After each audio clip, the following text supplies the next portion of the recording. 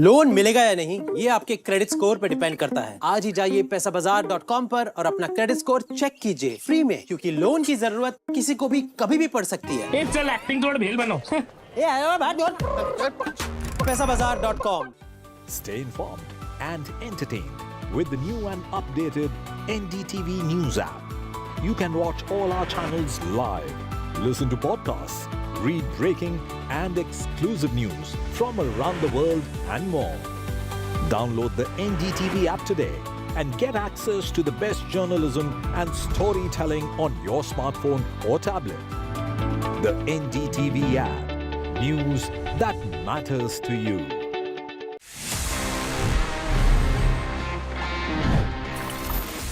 Okay, so guys, there we have it. Now this is the best and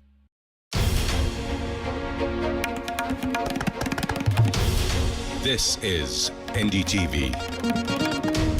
and you're watching NDTV 24/7. Hello, Moto.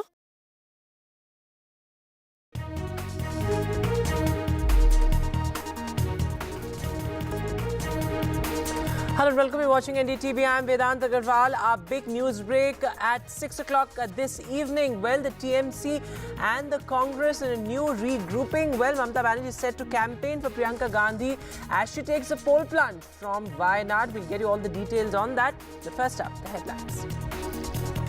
A setback for Arvind Kejriwal after the ED's appeal. The Delhi High Court stays his bail. The next hearing on Tuesday, the 25th of June. Kejriwal to stay in jail for the next 4 days.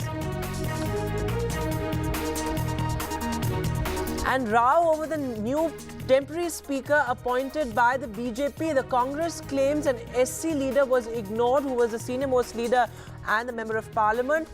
The Parliamentary Affairs Minister sidesteps the criticism, says no rules were flouted.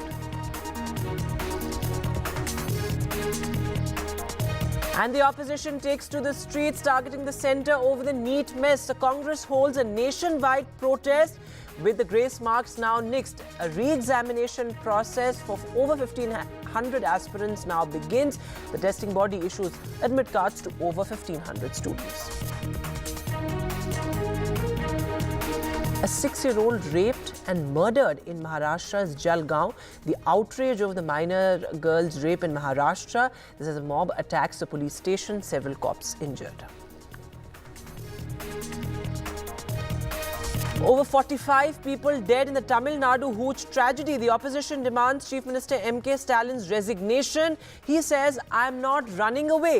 This as victims narrate their horror stories on NDTV.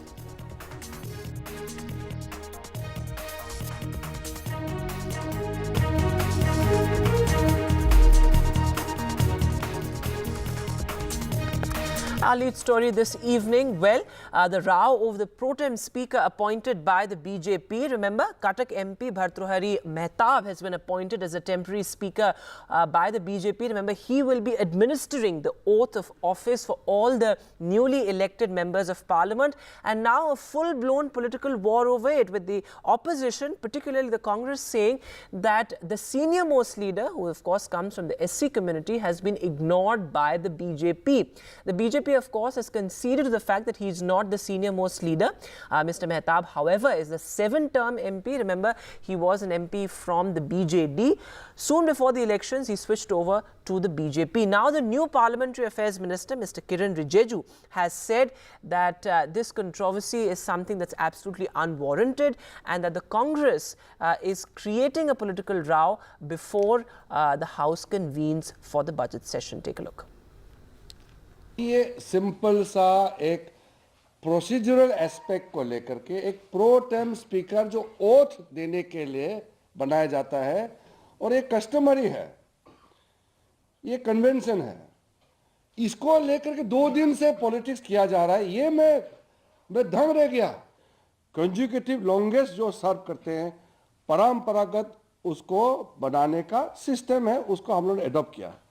यहाँ कोई system का उल्लंघन का उसी को लगेगा जिन्होंने system और या उसका रूल नहीं पढ़ा है। And our senior colleague Prashant is now joining us live. So Prashant, the full-blown political war over the Protem speaker, but this gives us an indication that the BJP will be negotiating and taking decisions from a position of strength, because the BJP clearly has sidestepped the entire criticism that he is not the senior most member of parliament and that a Dalit leader has been ignored, but also gives us a sense of how the BJP will maneuver as far as the speaker's post is concerned as well. Well, Vedanta, as you rightly said, just even before the parliament session, the first parliament session of the 18th Lok Sabha begins. This is a full-blown, war of words between the government and the opposition parties. And the first issue is the appointment of Protem Speaker. Now, Parliamentary Affairs Minister Kiren Rijiju has hit back at the Congress party, which alleged yesterday that K. Suresh is not only the senior most member of parliament in the current Lok Sabha, the new Lok Sabha, he also belongs to the Dalit community. Now, Kiren Rijiju has, given out a list of other members who were ignored despite being the senior most members in the past. And he gave the example of Atal Bihari Vajpayee, George Fernandes, and many other leaders who were ignored for being chosen as the Protem Speaker, despite being the senior most member. Apart from that, he also cited the Westminster model of Britain, which is being followed in India also. And Bhartrihari Mehtab, who has been appointed as Protem Speaker, he is the 7th-time member of Parliament, and while K. Suresh is the 8th-time member of Parliament, but Bhartrihari has been 7th-time member of Parliament consecutively, while K. Suresh had a break in 1999. So, according to tradition, the member who is consecutively holding this post of member of parliament for the most number of times, he is normally chosen as the Protem Speaker. So, as you rightly said, this gives us, a signal of what lies ahead when the parliament session begins on coming Monday.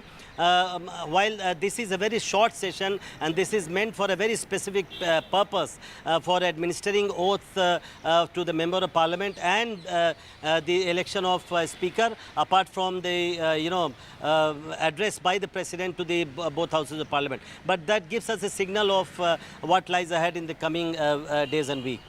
Prashant, thanks very much for joining us with the latest steps. The BJP clearly indicating that they've, followed protocol, and it was as per precedent that Mr. Mehtab has been appointed the Protem Speaker now. But of course, the Congress and the opposition saying that the BJP is already flouting norms much before the first session has convened. All right, breaking news coming in. Bengal Chief Minister Mamta Banerjee, as per sources, is set to campaign for Priyanka Gandhi as she is now taking the poll plunge from Wayanad, her brother's constituency. But this is very interesting politically as well, because remember, Mamta Banerjee had really hit out at the Congress throughout her campaign for the Lok Sabha polls, and in fact the India alliance couldn't sort of go through as far as Bengal is concerned. But finally Mamta Banerjee now sort of coming out and saying that she will be campaigning for Priyanka Gandhi. This is what the indication from sources is. Our senior colleague Sunil Prabhu is now live with us. So Sunil sir, very interesting that your sources have told you that Mamta Banerjee will be campaigning for Priyanka Gandhi in Wayanad. So interesting that a sort of a regrouping for the India bloc after a mandate in their, what many would say is in their favor. Well, what's actually happened is that Mamta Banerjee has actually given her indication and her inclination towards helping Priyanka Gandhi Vadra. She will be contesting against the left candidate. The left front LDF will be putting up a candidate, whether it's Aini Raja or who they put from the CPI. We'll have to wait and see.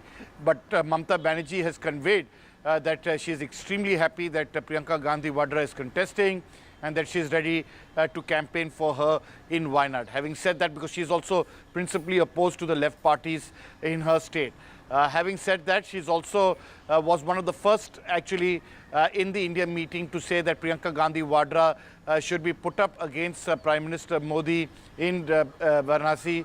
And of course, that was ultimately didn't happen. And Rahul Gandhi himself had said a few days back that we wanted Priyanka Gandhi, if she had agreed, he would have really been a tough contest in Varanasi. So having said that, she's also talked about greater India, with the India party's greater coordination to take up federal issues, has talked about, the deferment of the criminal law bill, which is going to affect states as well as various stakeholders, wants further consultation to be taking place because the modus operandi for many across the country are not yet ready. Courts as well as the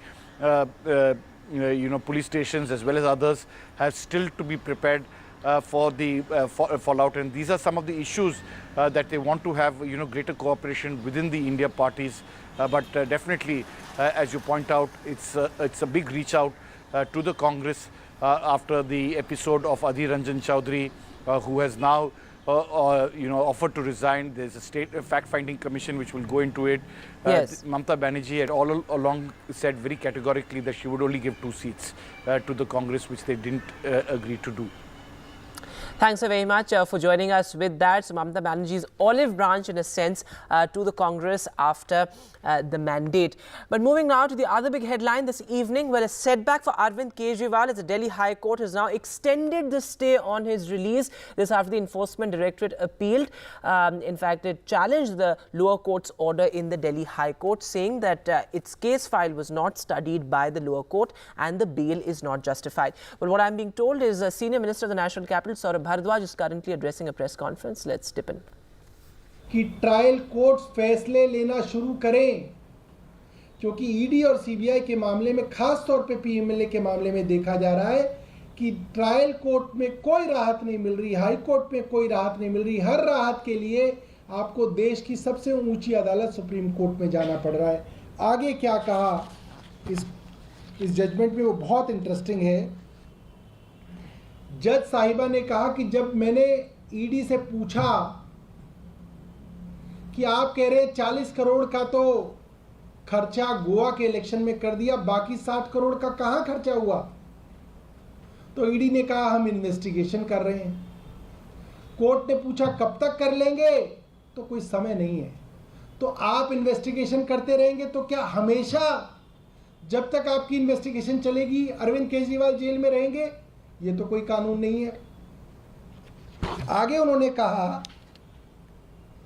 ये 100 करोड़ रुपए के बारे में भी जो कहा जा रहा है कि इसमें 40 करोड़ के बारे में, 100 में से 40 करोड़ रुपए गुजरात गोवा के इलेक्शन में खर्च हो गए हैं, इसका भी कोई सबूत ईडी कोर्ट के सामने नहीं रख पाई है। ये बात ऑर्डर के अंदर आई है, यानी कि कोई सबूत ईडी कोर्ट के सामने नहीं रख पा रही।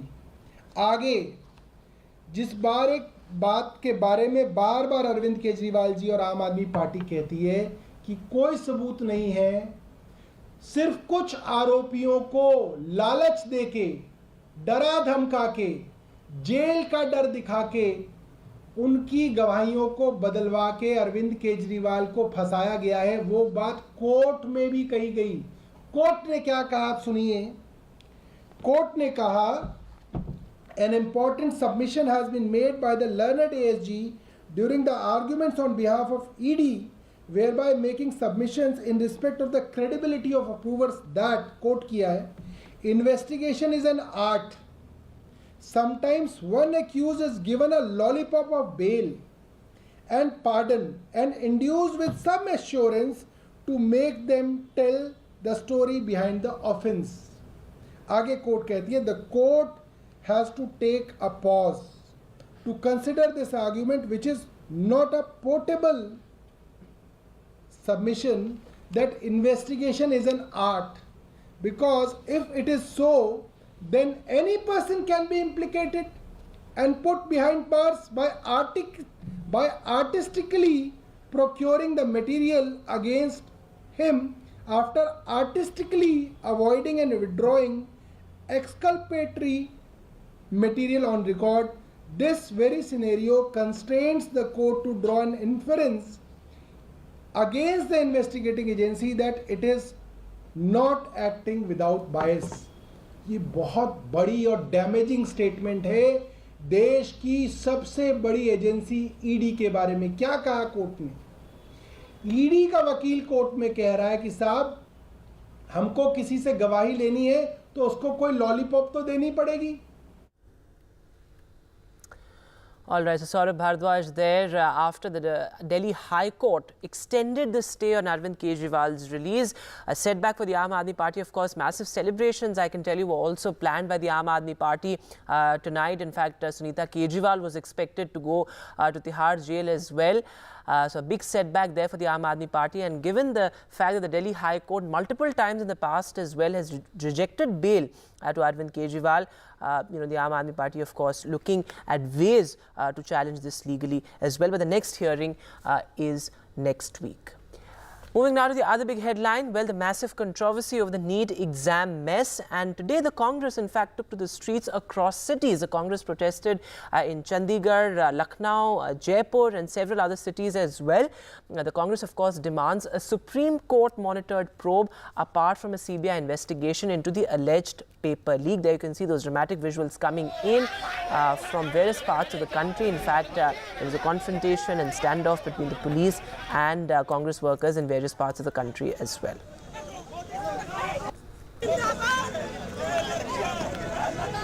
भाई जो लोग मेरा नाम घसीटना चाहते हैं, मेरे पीए का घसीटना चाहते हैं, इससे कोई फ़ायदा होने वाला नहीं है. ये लोग जो किंगपिंग जो है पेपर लीक के, उन लोगों से इशू को डाइवर्ट करना चाहते हैं. जो अमित आनंद है, जो आपका नीतीश कुमार है, ये कौन लोग हैं? इनको क्यों बचाना चाहते हैं ये लोग? क्यों ये लोग जो है डाइवर्ट कर रहे हैं इशू को? हम लोगों ने, सब लोगों ने मिल करके निर्णय लिए हैं कि बिहार के अंदर ये माफिया राज को खत्म करना, लॉ एंड ऑर्डर को बहाल करना. आज इसके माध्यम से जो हमारे साइट पर, खनन के साइट पर हत्याएं होती है, गोलियों की बारिश होती है, अवैध खनन के लिए गैंगवार लड़ाई होती है, वो सब भी कैद होंगे और दिखाई पड़ेंगे. And with that, we'll take a short break now. But on the other side, the latest on the Tamil Nadu hooch tragedy.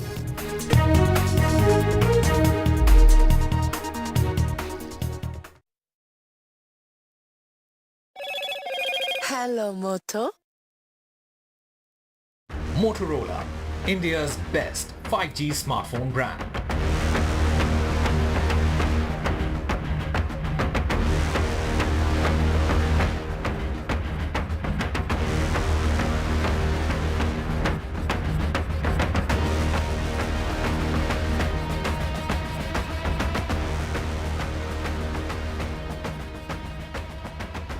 Amity. Get the magic of the best working for you now. Link your payment cards once, collect rewards forever.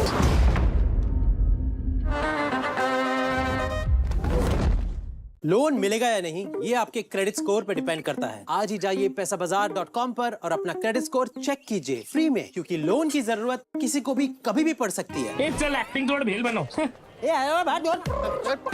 पैसाबाजार.com. Stay informed and entertained with the new and updated NDTV news app. You can watch all our channels live, listen to podcasts, read breaking and exclusive news from around the world and more. Download the NDTV app today and get access to the best journalism and storytelling on your smartphone or tablet. The NDTV app. News that matters to you. Get ready for the ride of your life. NDTV brings you the NDTV Auto Show with me, Mugdha Mishra. From the fastest supercars to the sleekest new energy vehicles to your trusted daily ride, we cover it all. Every Saturday at 10:30 a.m. and Sunday at 8:30 p.m. only on NDTV 24/7. Your next great escape starts here. NDTV proudly upholds its legacy of trust and credibility. According to the prestigious Reuters Institute's Digital News Report 2024, NDTV is the topmost news platform in the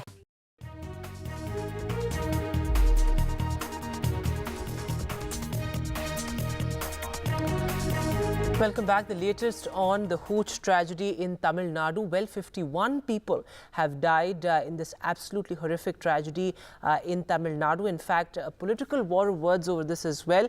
This is the opposition, including both the AIADMK and the BJP, demanding Chief Minister MK Stallin's resignation. In fact, he also spoke to the media today. He said that he is not running away. Of course, this as there are protests also on the ground, and the BJP had announced a statewide protest over these deaths. 64 people are still being treated in hospitals, and the victims narrate their horror stories on NDTV. In fact, they say that some of them have in fact even lost their entire families in this absolutely horrific tragedy. My colleague Sam Daniel is now joining us live on the phone line. So Sam, the death toll has risen to 51. In fact, you've been speaking to a lot of victims, and the kind of stories they've narrated absolutely horrific. That's right, Vedant. Death count has crossed 50. It's at the moment 51. And in terms of those being treated in hospitals, it stands at 64. And the one-man inquiry commission headed by retired Justice Bhogal, he has also begun his inquiry.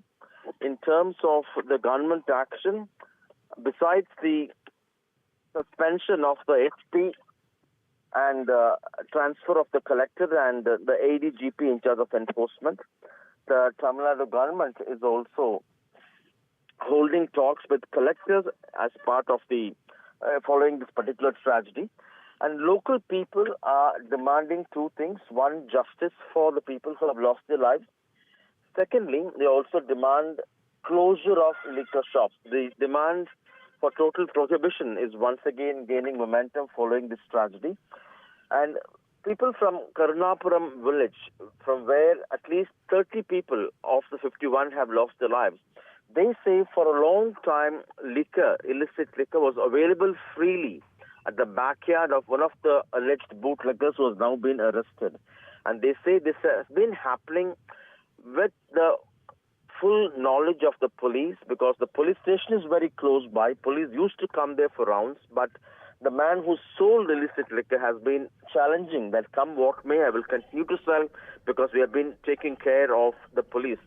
This indicates, or this leads to a very strong suspicion among the people that the police were in the know of things, and there was a strong collusion between the enforcement agencies and these bootleggers. Right. Remember, this is the second time in the last 2 years. In last year, in a similar tragedy in another part of Tamil Nadu, 22 people had lost their lives, and now people are asking whether any lessons were learned. In the Assembly, Chief Minister MK Stalin, who's also facing demands from the opposition, particularly the AADMK, seeking his resignation, had listed the steps being taken both in terms of action against officials for lapses and also in terms of those who are responsible for selling illicit liquor.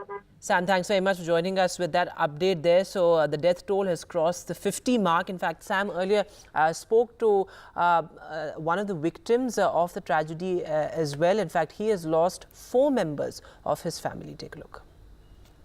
We come to you from the exact location where one of the suspects arrested in the illicit liquor tragedy in Tamil Nadu's Kallakurichi district used to sell illicit liquor at the backyard of his house. We come to you from Karunapuram village.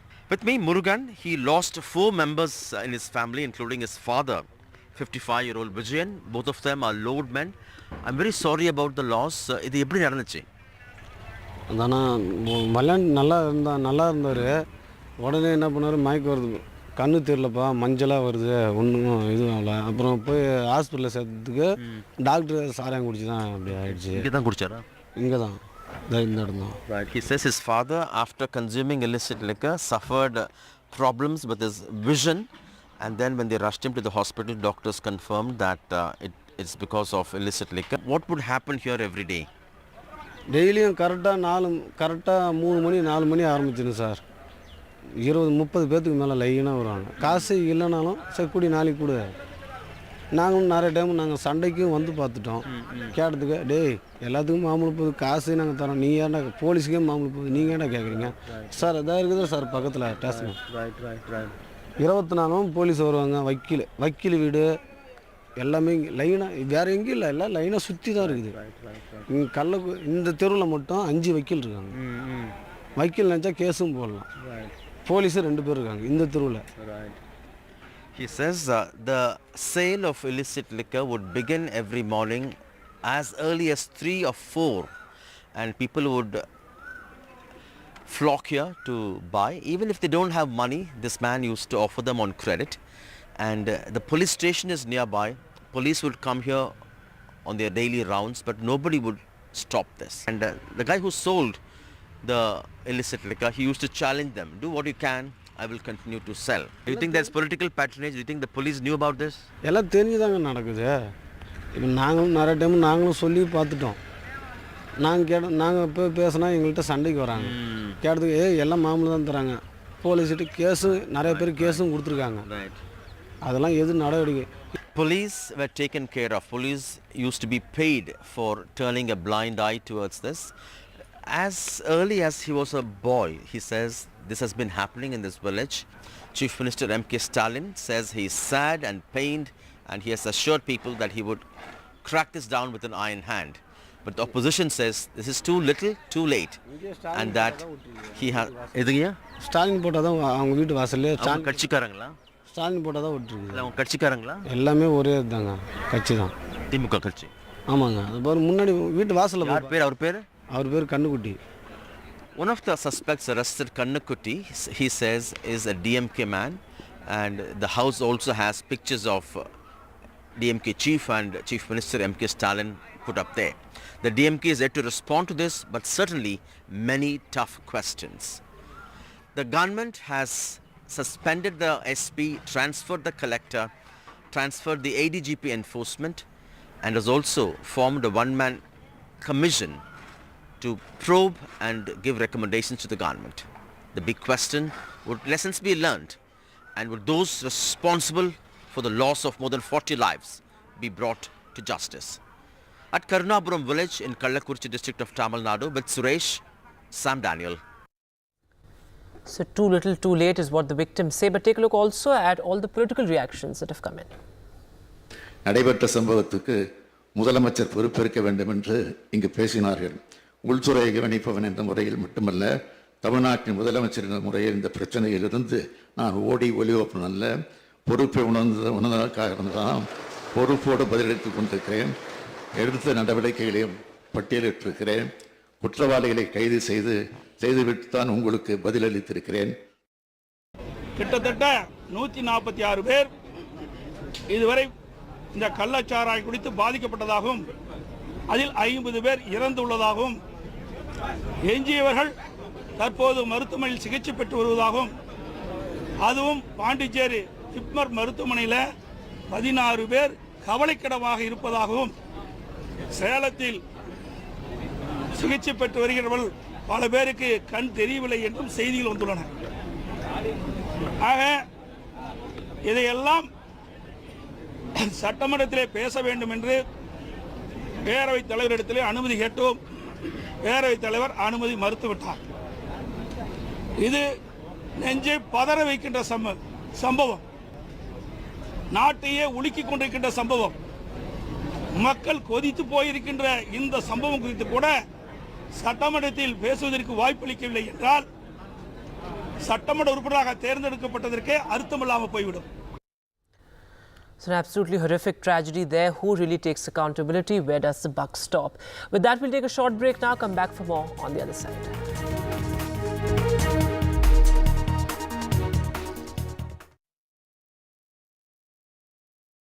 Brought to you by loan मिलेगा या नहीं ये आपके credit score पे depend करता है, तो आज ही अपना क्रेडिट स्कोर चेक करें फ्री में पैसाबाजार.com पर। लोन की जरूरत कभी भी किसी को भी पड़ सकती है। ठीक से एक्टिंग नहीं। पैसाबाजार.com। Stay informed and entertained with the new and updated NDTV news app. You can watch all our channels live, listen to podcasts, read breaking and exclusive news from around the world and more. Download the NDTV app today and get access to the best journalism and storytelling on your smartphone or tablet. The NDTV app. News that matters to you.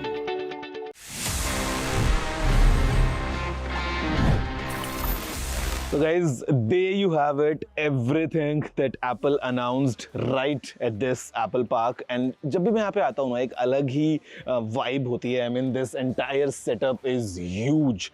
काफ़ी हरा भरा है, काफ़ी positive, काफ़ी energetic feel होता है. वैसे इसी से मेरे को एक बात याद आती है guys, because we are talking about this developers conference. Did you know that when the first iPhone came in the year 2007, उसमें कोई app store नहीं था. जी हाँ, there was no app store whatsoever. आपके पास में वही apps थी जो Apple ने फ़ोन में इंस्टॉल करके दी थी.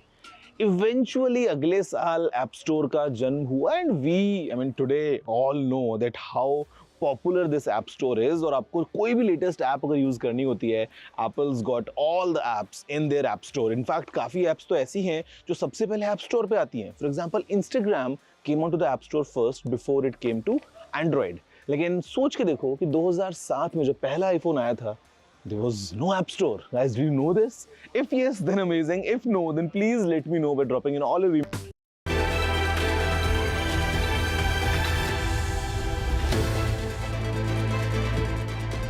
Hello and welcome to India Ascends, NDTV's premier international show. I'm Gauri Dwivedi.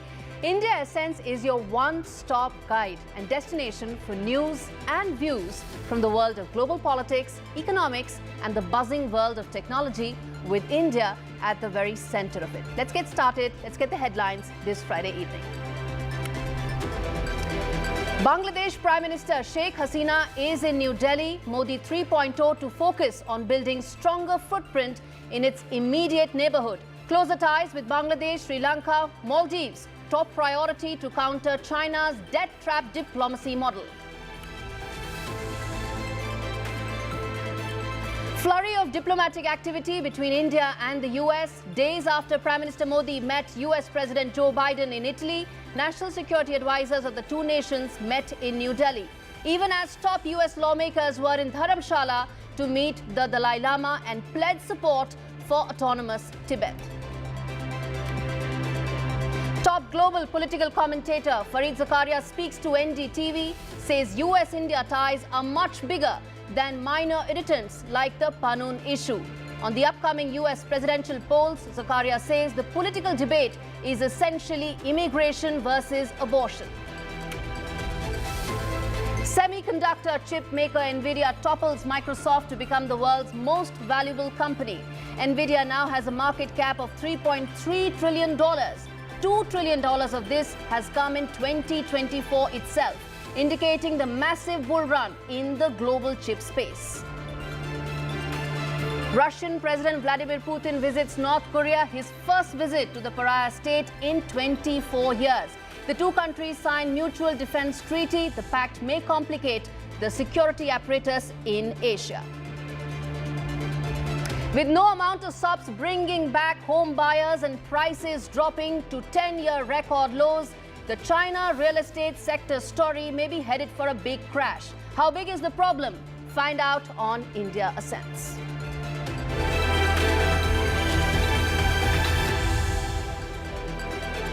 This week on India Ascends, we start with New Delhi's outreach in its neighborhood.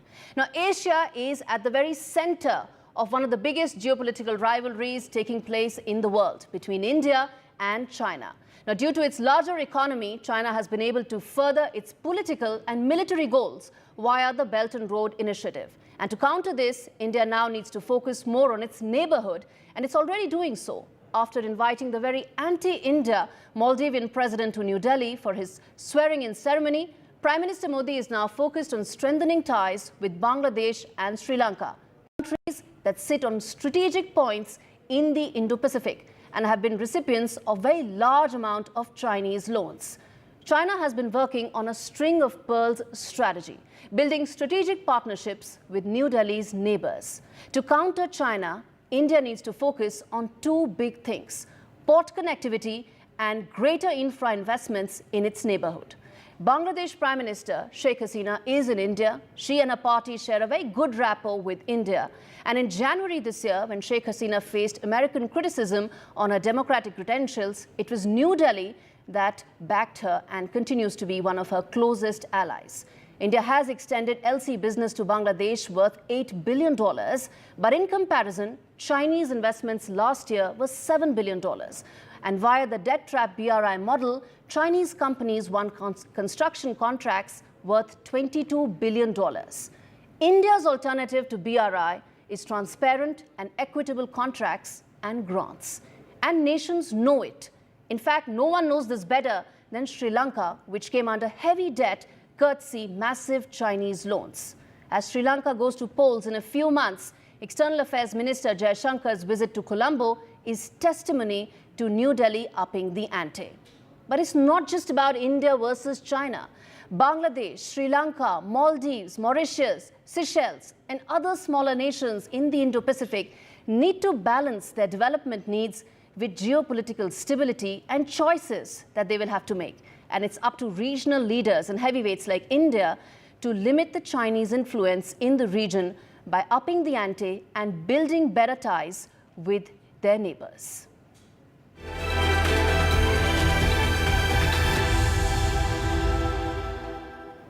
The other big story on India Ascends. Where are US-India ties headed under Modi 3.0? This week saw a great deal of activity between New Delhi and Washington, even as some irritants in the relationship have surfaced.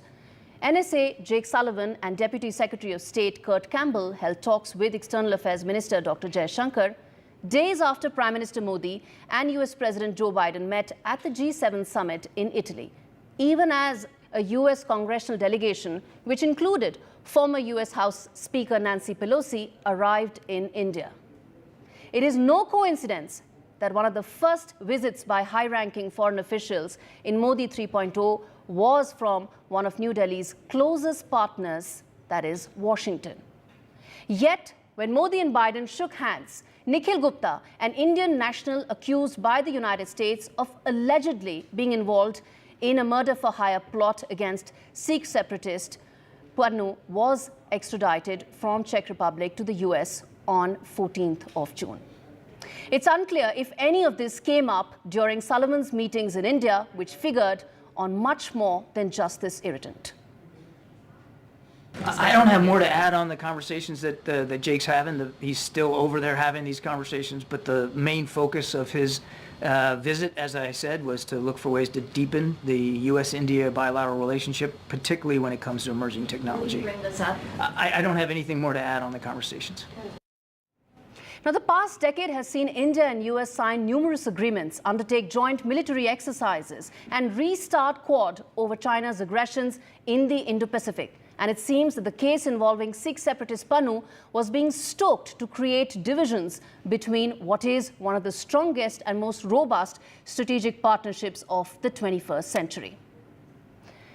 In fact, US made an important geopolitical statement on Indian soil this week. US lawmakers, including former House Speaker Nancy Pelosi, met the Dalai Lama in Dharamshala this week. India has given asylum to the 14th Dalai Lama and hosts the Tibetan parliament in exile on its soil. So even though it may not have started this power play on Tibet, India is now a key player on this. His Holiness the Dalai Lama, with his message of knowledge and tradition and compassion and purity of soul and love, he will live a long time and his legacy will live forever. But to you, President of China, you'll be gone and nobody will give you credit for anything. Now, it's not the first time that US lawmakers have made a trip to Dharamshala. India has allowed many such trips in the past, but it's different this time around. For one, there is the Resolve Tibet Act that awaits President Biden's nod, post which the global pressure on China to start talks with Tibet is likely to intensify. The second important bit is that President Biden had said in 2020 that he would meet the Dalai Lama. With him going to US for his medical treatment, it's almost likelihood possibly a certainty that there could be a meeting on the cards. And thirdly, India shares a border with Tibet, not China. And if Tibet had remained an independent country, it would have been the 10th largest such country in the world, which is why focus could come back on this issue. In fact, it's not just the geopolitical alignment between India and US. It is also the fact that now there is a complete meeting of minds on two other very important and strategic issues in this relationship: trade and technology. The second meeting of the US-India initiative on critical and emerging technology saw the two countries ramping up collaboration in AI, space, semiconductors, clean energy, and working to restrict access to countries such as China and Russia that have civil military usage of technology. The prospect of Taiwan's possible invasion and global impact it would have on semiconductor supply is making India and US launch a new strategic semiconductor partnership for precision-guided ammunition and other national security-focused electronics platforms. Bilateral trade figures have also seen a huge surge in the last 5 years. Between 2018 to 2022, on your screens are the numbers that tell the story. Exports have increased to $118.5 billion from about $83 odd billion. Imports have also grown from $58 billion to $73 billion. India actually has a trade surplus, one of the few countries with which India enjoys a trade surplus with the US. There you can see on your screens. And some of this will only look up once a free trade pact is signed between India and US. Now, strategically, India remains a crucial partner for the US, vital to help counter China's aggression in the region. Short-term snags will not impact the larger trajectory of this relationship, which is likely to only move forward.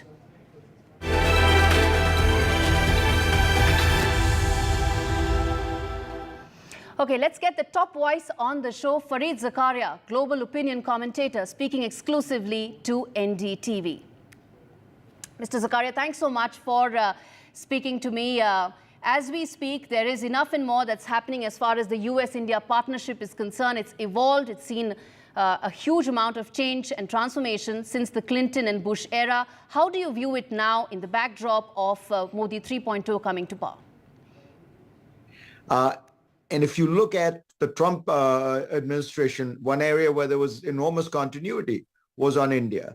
And in fact, Trump liked the fact that Modi was as popular as he was, particularly with Indians abroad. And so really the United States has made a strategic decision over the last 20 years to move closer to India and to try to make India part of the new Asian security system, naturally, largely in response to the rise of China. In that context, Modi coming back for a third term is a very beneficial thing for the US-India relations because it's continuity. Modi is a known character. But I don't want people to get the wrong impression. Had there been a change in government, I don't think there would have been any change in US-India relations because they have really been developing steadily more close for the last 25 years. Absolutely. And while there is broad understanding and alignment on key strategic issues between US and India, I have to ask you this. How important or how significant do you think irritants like Pannun issue are? Or do you think they even matter in the larger scheme of the strategic partnership between India and US? Look, there are always going to be some issues that cause disagreement, friction, tension between two countries. I mean, the United States has issues like that with European countries all the time, and they are the closest allies of the United States. I think that people were puzzled in Washington that the Indian government would be trying to do something of the nature of what it did, and frankly, it was a departure. It's not something the Indian government has done in the past very often. And so I think that they were more puzzled, taken aback, trying to figure out how to handle it. But I don't think it just seriously derails the relationship. It's an irritant. It has to be dealt with. And as far as I can tell, they have dealt with it, in a way that does not damage the overall relationship. Before I come to your mercurial Republican candidate, I must point out, Mr. Zakaria, that these are still allegations. New Delhi has denied all of them. And as you mentioned, these are just irritants in a much larger relationship. Now, speaking of the US elections, Republican candidate Donald Trump is viewed as mercurial. He's, in fact, viewed as being averse to globalization. How much impact do you think this will have on mechanisms like Quad, which have been revived against a very aggressive China? Do you think they could come under threat under a possible Trump presidency? The Obama and Biden administration have pushed for a kind of new architecture of security in Asia, which involves other countries, which partners with them, which allies with them. And that's a kind of slow, painstaking process where you have to listen to other countries, understand what their concerns are, try to, find a way to accommodate those concerns, as the Biden team has done with India, but also with Australia, with South Korea, with Japan. Trump, as I say, is more impulsive. He's more transactional. So it could be, there's upside there, which is he might decide, to do some big favor to India because he feels like this is worth doing for this one particular deal.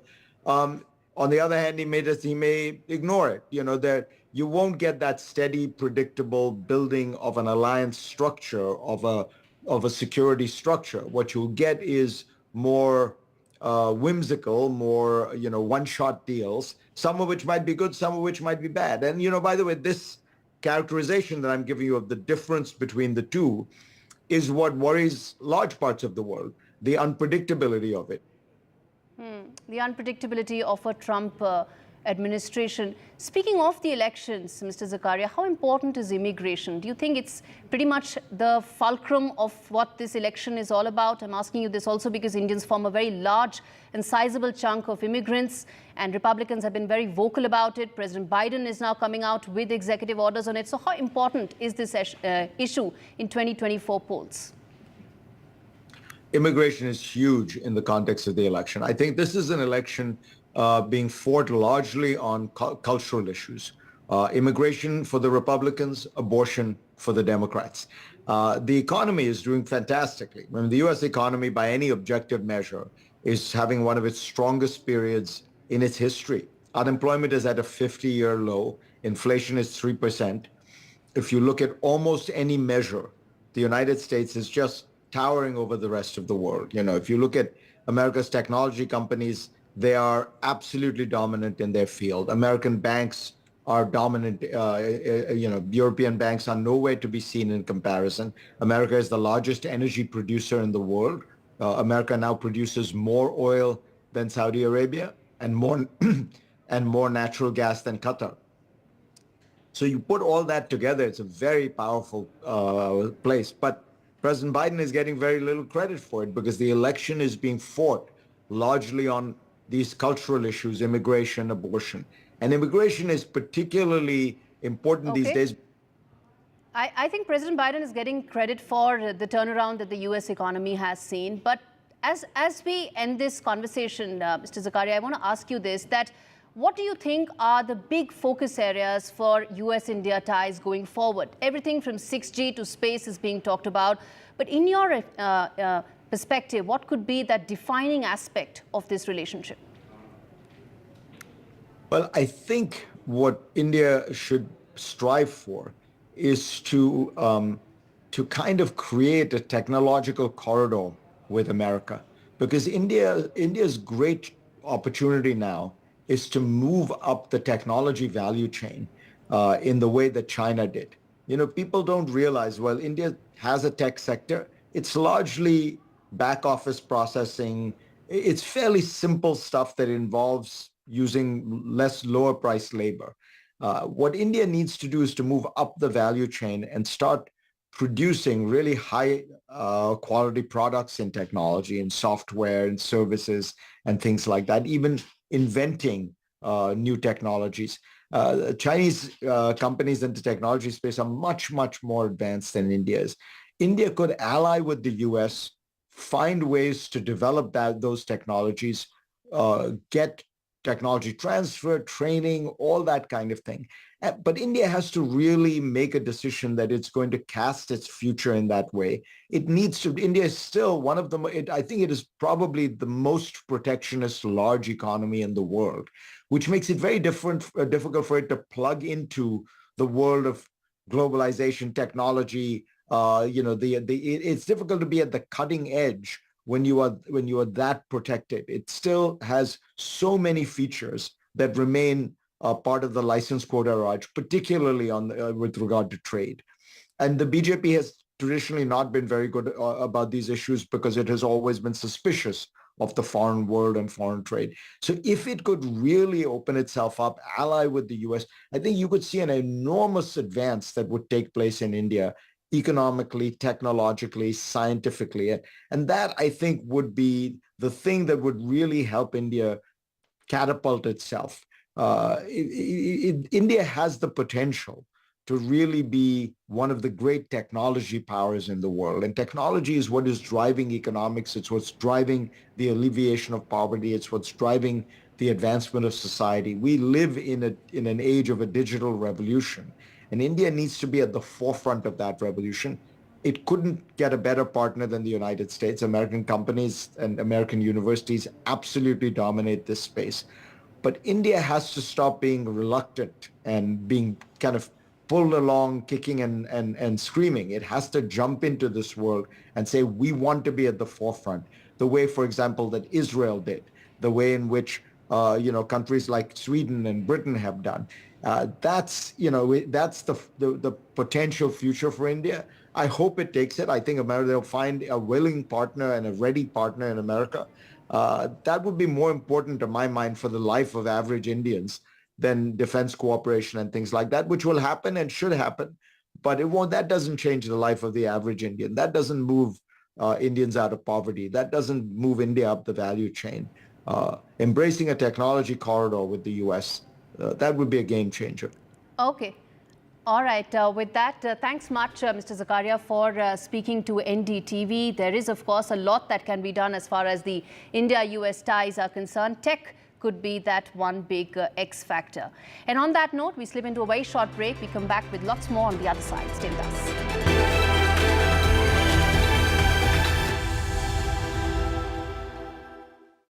Loan मिलेगा या नहीं, ये आपके credit score पे depend करता है। तो आज ही पैसाबाजार.com पर जाइए और अपना क्रेडिट स्कोर चेक कीजिए फ्री में, क्योंकि लोन की जरूरत कभी भी किसी को भी पड़ सकती है। बस एक्टिंग करा लो इनसे। पैसाबाजार.com, क्रेडिट स्कोर चेक, आदत अच्छी है। Some people say the metaverse will only be virtual. One day this lecture hall will be made of code, and driverless cars would be trapped in intersections. But even in this maze of the future, you can't wish away health. It's time to become more resilient.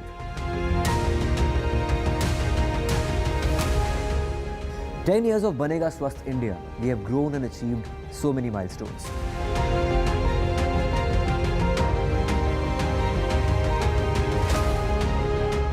And now I have a plan to beat the urgency, to stop breathing with difficulty, to relieve getting choked with inactivity.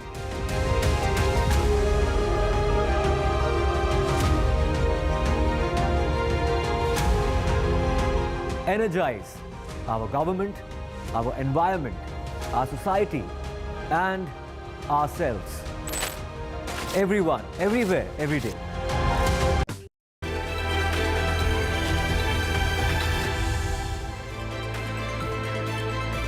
Welcome back to India Sense. We now focus on a story that impacts every one of us in this segment.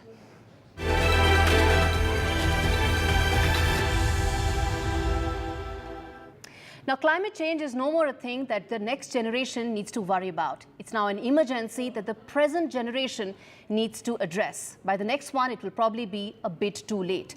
There are now wild weather swings that are taking place around the world, not just in developing countries, but even the abode of rich and mighty, the French Riviera.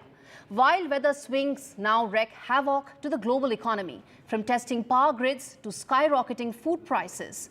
And by 2049, these damages could cost the global economy a whopping $38 trillion every year, more than 6 times of what is needed to cut emissions as per the Paris Pact, which is $6 trillion.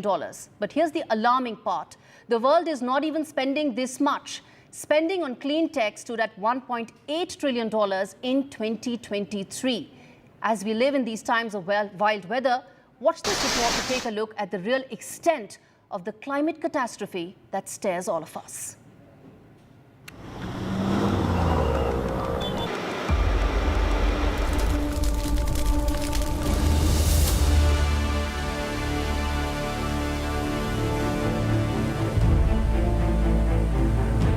From a record-breaking heat wave in India to extreme weather in Brazil, USA and Mexico, climate catastrophe is here.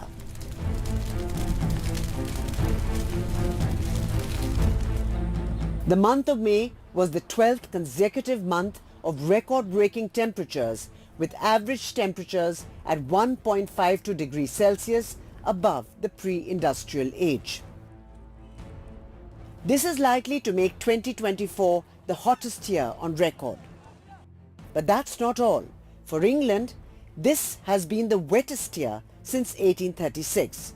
For Dubai, it witnessed its worst floods ever.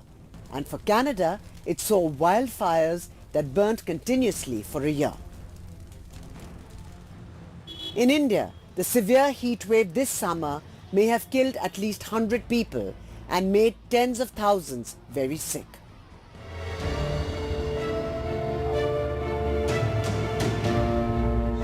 The heat wave has been deadly for the US. As per the Center for Disease Control and Prevention, heat contributed to the deaths of more than 2,300 Americans in 2023. The death toll has more than doubled in the past 5 years. In March, the Saharan dust storms turned skies yellow and orange and degraded air quality in European countries, from Greece to Italy to France. If there's one thing that the climate emergency shows, it is that it will impact all countries, including the most advanced. Now, reports show that a 1% increase in global temperature leads to a 12% decline in world GDP. And as expected, this will hit poorer countries much more than their rich counterparts. In Middle East and Africa, the projected income loss by 2049 will be 22.4%. For South Asia, it will be 22.3%. For Europe and America, the loss would be half, 11%. But the disruptions that will be coming because of this to housing, food prices, energy, transportation costs will spare no one. In fact, as per ICF, the lifetime cost of climate change for a baby born in US today is $500,000. This may rise further. When will the rich countries that have historically been high polluters rise together? Shifting our focus now to China. Beijing has been struggling to get back to its pre-pandemic levels, and while manufacturing is picking up, its real estate sector, which makes up almost a quarter of the economy, is showing no signs of recovery. The Chinese government seems to have done everything it can, but it doesn't seem to be enough. And just how bad the situation for China's housing is, well, the short answer to that is very bad. New home prices fell at the fastest pace in nearly a decade. The May price drop was the 11th month-on-month fall and the steepest since October 2014. Worse still, the government's measures have all seemed to fail. From reducing rates to easing eligibility criteria to even offers of rolling over loans, nothing seems to be bringing customers back.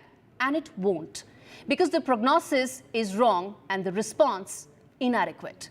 The sector is struggling because home buyers are unsure of their economic future.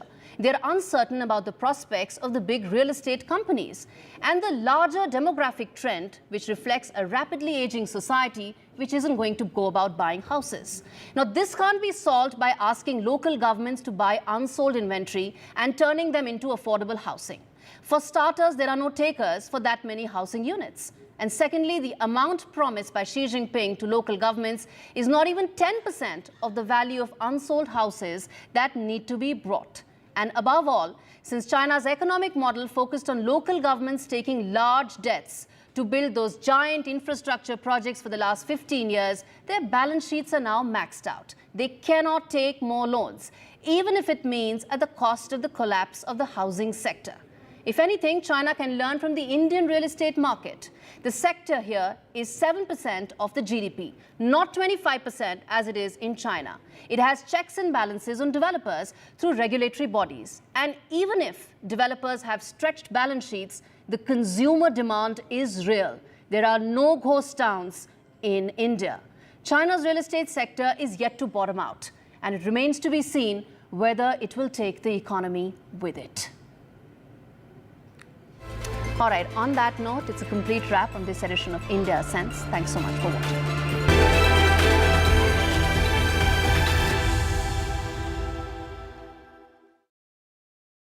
Loan मिलेगा या नहीं, ये आपके credit score पे depend करता है। आज ही जाइए पैसाबाजार.com पर और अपना क्रेडिट स्कोर चेक कीजिए फ्री में, क्योंकि लोन की जरूरत किसी को भी कभी भी पड़ सकती है। चल एक्टिंग तोड़ भेल बनो।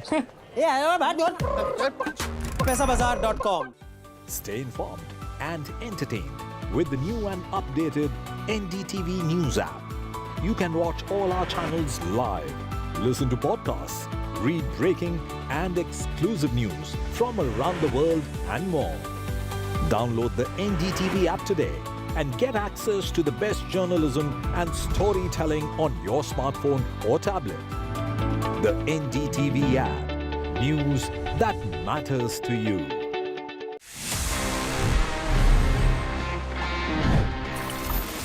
Okay, so guys, there we have it. Now this is the best and my personal favorite section. आपको पता है, it's called Ask TG, and यहाँ पे my responsibility is to answer all your questions जो भी आपने पूछे होते हैं अलग-अलग अपने gadgets के बारे में. I'll give you all the answers. This is NDTV, and you're watching NDTV 24/7. Hello, Moto.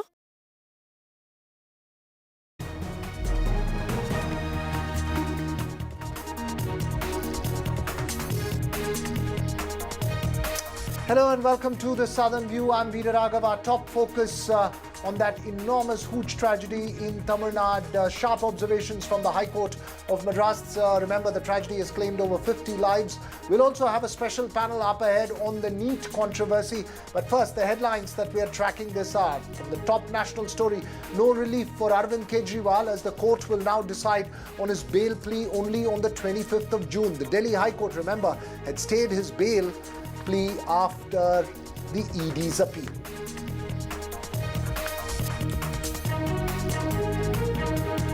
Parliamentary Affairs Minister says no rules flouted as the Congress makes a sharp accusation at the NDA for breaking convention and not appointing the senior-most 8-time MP Kodikunil Suresh as pro-term Speaker.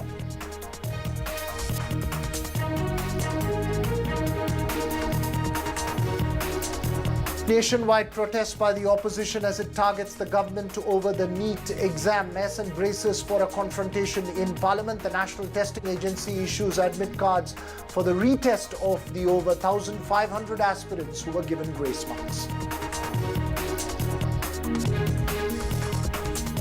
A mob goes on a rampage and attacks a police station in Maharashtra's Jalgaon after a 6-year-old girl was raped and murdered.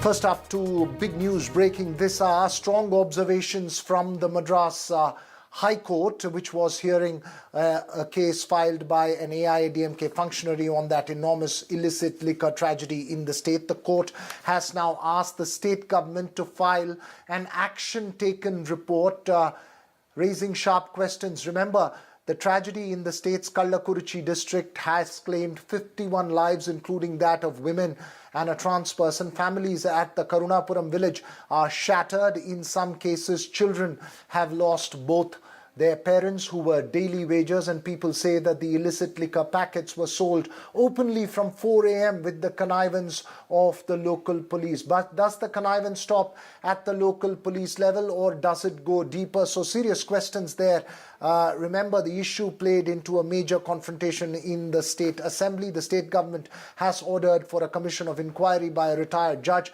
and has suspended several officials, transferred some high-ranking officers and offered compensation. The opposition in the state, the principal opposition party, the AIADMK, wore black shirts and protested in the state assembly demanding the resignation of Chief Minister M.K. Stalin. The protest spearheaded by leader of opposition Edappadi Palaniswamy, the former Chief Minister as well. NDTV's Sam Daniel is at ground zero and joins us live. Sam, the big news at the moment are those sharp observations from the Madras High Court.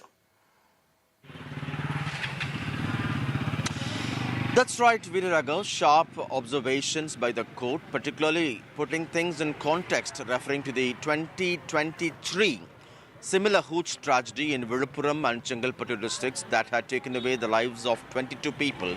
And the court asked whether the government had learnt any lessons and had taken any preventive steps. And how did the government let this particular tragedy happen, which at the moment has taken away the lives of 51 people. And the public interest litigation was originally moved by former AIADMK MLA in Badurai asking for a CBI probe, and it's in that context when the government argued that all steps were taken. The court made such sharp observations, putting specific questions. Last year, 22 were killed in a hooch tragedy. What action did you take on them, and what did you learn from them? And we expect the Tamil Nadu government to give statistics in terms of number of arrests made, how many have been put behind bars under the Gundas Act, and what kind of steps have been taken to check the movement of methanol, which has now turned into a killer yet again. And on the floor of the House, Chief Minister M.K. Stalin had given numbers in terms of how many have been arrested. What's the status of those cases now, particularly those in Chengalpattu and Viluppuram districts? And now we can expect the state government to give more statistics and information in terms of what action was taken, what lessons learnt.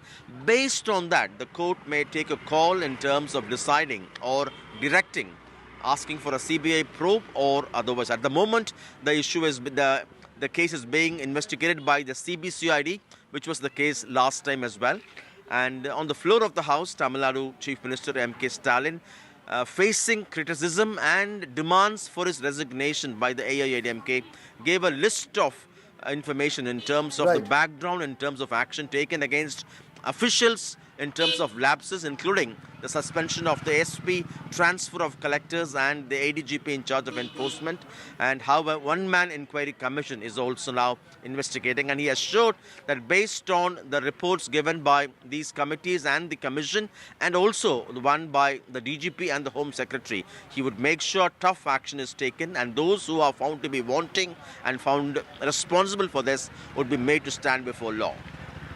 Right. Right, those are the larger political exchange and of course systemic issues that are being addressed, Sam, but you are at ground zero and you've been speaking to several victims, in fact heart-wrenching stories and pictures that you've sent us across with families which have lost their breadwinners, mainly daily wages. We have the AIADMK's Vapugarendi, national spokesperson, as well as the DMK's Salem Dharanitharan joining us on this broadcast. But before we get into the further discussion on this issue, let's play some of the reactions that Sam got from ground zero, from people, families which have been shattered by this illicit liquor tragedy there in Kallakurichi. I'm very sorry about the loss. இது எப்படி நடந்துச்சு? அதான் மலன் நல்லா இருந்தார். உடனே என்ன பண்ணார், மயக்கம் வருது, கண்ணு தெரியலப்பா, மஞ்சளாக வருது, ஒன்றும் இதுவும் ஆகல. அப்புறம் போய் ஹாஸ்பிட்டலில் சேர்த்ததுக்கு டாக்டர் சாராயம் குடிச்சு தான் அப்படி ஆயிடுச்சு. இங்கே தான் குடிச்சாரா? இங்கே தான் இந்த இடம் தான். Right. He says his father, after consuming illicit liquor, suffered problems with his vision, and then when they rushed him to the hospital, doctors confirmed that it's because of illicit liquor. Well, Sam Daniel still with us from Kallakurichi, as well as Salem Dharanitharan of the DMK and Vapugarendi of the AIADMK. Salem Dharanitharan, while a judge has been ordered to probe this inquire into this incident. Reports have been asked. Sharp observations from the High Court. Local police officials have been suspended. But does it end there? Does this show a systemic failure to curb illicit liquor in the state? Because this seems to have been a well-oiled racket, as Sam has been reporting. Good evening. I would like to apologize for the incident. It is very unfortunate, and I would like to apologize on behalf of the government for the family. But having said that, you can't say that the government has not taken any steps. We've been very, very strict when it comes to curbing illicit liquor. In fact, 15 lakh liters of illicit alcohol has been found and they're being destroyed over the last year. And in fact, 4 lakh people have been arrested and 14,000 cases have been filed only in Kalakurchi. We are examining what has happened, how this mistake happened, and how to make sure this never happens. Not just in the upcoming years, but never happens in the future, never ever. And the Chief Minister also announced a committee under Justice Joshi Das, a single-member committee, which is also going to go and ascertain what actually happened. We have proactively reacted to the situation. The sports minister was there and all the senior ministers visited the spot, and the superintendent of police was immediately suspended, and the district magistrate, the collector, was also transferred out. I urge the opposition to not do politics with this, because illicit death affect is not make just that point. I want to just Tamil Nadu take problem. this No, one more across point. to No, one more Pugarendi point. as well. No, one more point. Mr. One more Pugarendi point. demanding the chief... Yeah, go ahead. Go ahead, Salem. Go ahead. One more point. Very I quickly. think this is a problem that's prevalent across India, even from Gujarat to Uttar Pradesh. In fact, Uttar Pradesh last year 450 people died, and Madhya Pradesh, even Chhattisgarh, about hundreds of people have died last year. I think we have to find a strategy to end this completely. No, I'm not saying it's a national problem, but I'm what? No, I'm not saying You've that. heard what Salem Dharanitharan says. No. Go ahead. Sir, good evening to NDTV. No, you've got to finish your point now, Salem Dharanitharan. We can't... Yeah, go ahead, Salem. Pugarendi. Sir, good evening. Good evening. I had been Kalakurchi. I met there so many patients in the hospital. That is a worst tragedy, or you believe or not. This is the high time. The legislative should amend the existing laws to give and enforce shoot and sight. No other way. Because they are selling openly, they are selling the arak. This type of the arak available in the various places of the Tamil Nadu. So particularly this spot, nearing 100 deaths. So that's why I demands seeking the Chief Minister of Tamil Nadu, you bring the law, shoot and sight, then only it is possible to stop. Or otherwise you cannot able to stop. This is because I went to so many houses. I have seen the bodies. That is remarkable, or you believe or not. That is like tsunami like. It is going on. So that is only if you want to, this government wants sorted out, only the shoot and sight order should bring, otherwise no use. You are demanding far sterner action. Sam Daniel, what's the sense you're picking up at the ground? You've been speaking to people out there. At this village, they say it's common knowledge, Viruraghav, that at one particular place, one of them who has been arrested now at his backyard, illicit liquor was sold for a long time. It began as early as 4 o'clock in the morning. He used to even flaunt his connections with the police, saying, come what may, nothing will happen to me, go and report. That's the kind of confidence, and that's the kind of collusion, they say, the bootleggers and the police had. And this place is very close to a police station, very close to the court here. It's in the heart of the district here, and there's no way this can be called as something happening in a stealthy way. So it should be, they say, either clear case of connivance or a total collapse of the enforcement agency. I have a question to Dharanitharan. Dharanitharan, the opposition leader, EPS, is questioning the Chief Minister's, what he calls competence and his control over the police force. How would you respond to that? Dharanitharan, respond. No, EPS is the last person who can comment on it. How the 4 years of Tamil Nadu was. It was the worst rule in the history of Tamil Nadu. And when in fact the Tuticorin shooting happened, EPS and Chief Minister said, I don't know if shooting happened. Can you believe a sitting Chief Minister comes and tells that I don't know if the shooting happened. That's what EPS stood for. So I think he's the last person to comment on anyone's competence. And his rule was when Tamil Nadu failed in all the fronts. You name it, Tamil Nadu went back by a decade. So I think he has no moral authority to comment on anything. As I said, Chief Minister took responsibility for it, our Chief Minister. Okay, you're saying no. No, let me complete. So, okay, I just want to give one word to the AIDMK. Sir, that is openly they are selling. Not now. You need to complete fast. No, only, but this is going on fast 1 or 2 years. Go ahead, Mr. Not now. So many months going on these things.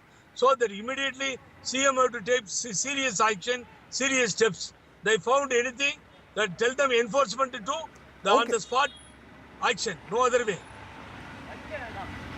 Shoot and sight. Okay, Salem Dharanidharan, it's not just about Kallakurchi, it requires statewide action. Does it require statewide action? Will there be statewide action? As the Chief Minister said, and reiterated time and again, we will make sure such incidences do not happen again in Tamil Nadu, not just in the next coming years, but forever. Okay. We have also launched a statewide massive search for all the people involved in the Sakuri, if at all there is any. We'll make sure that this never happens again. This has been promised by a leader also.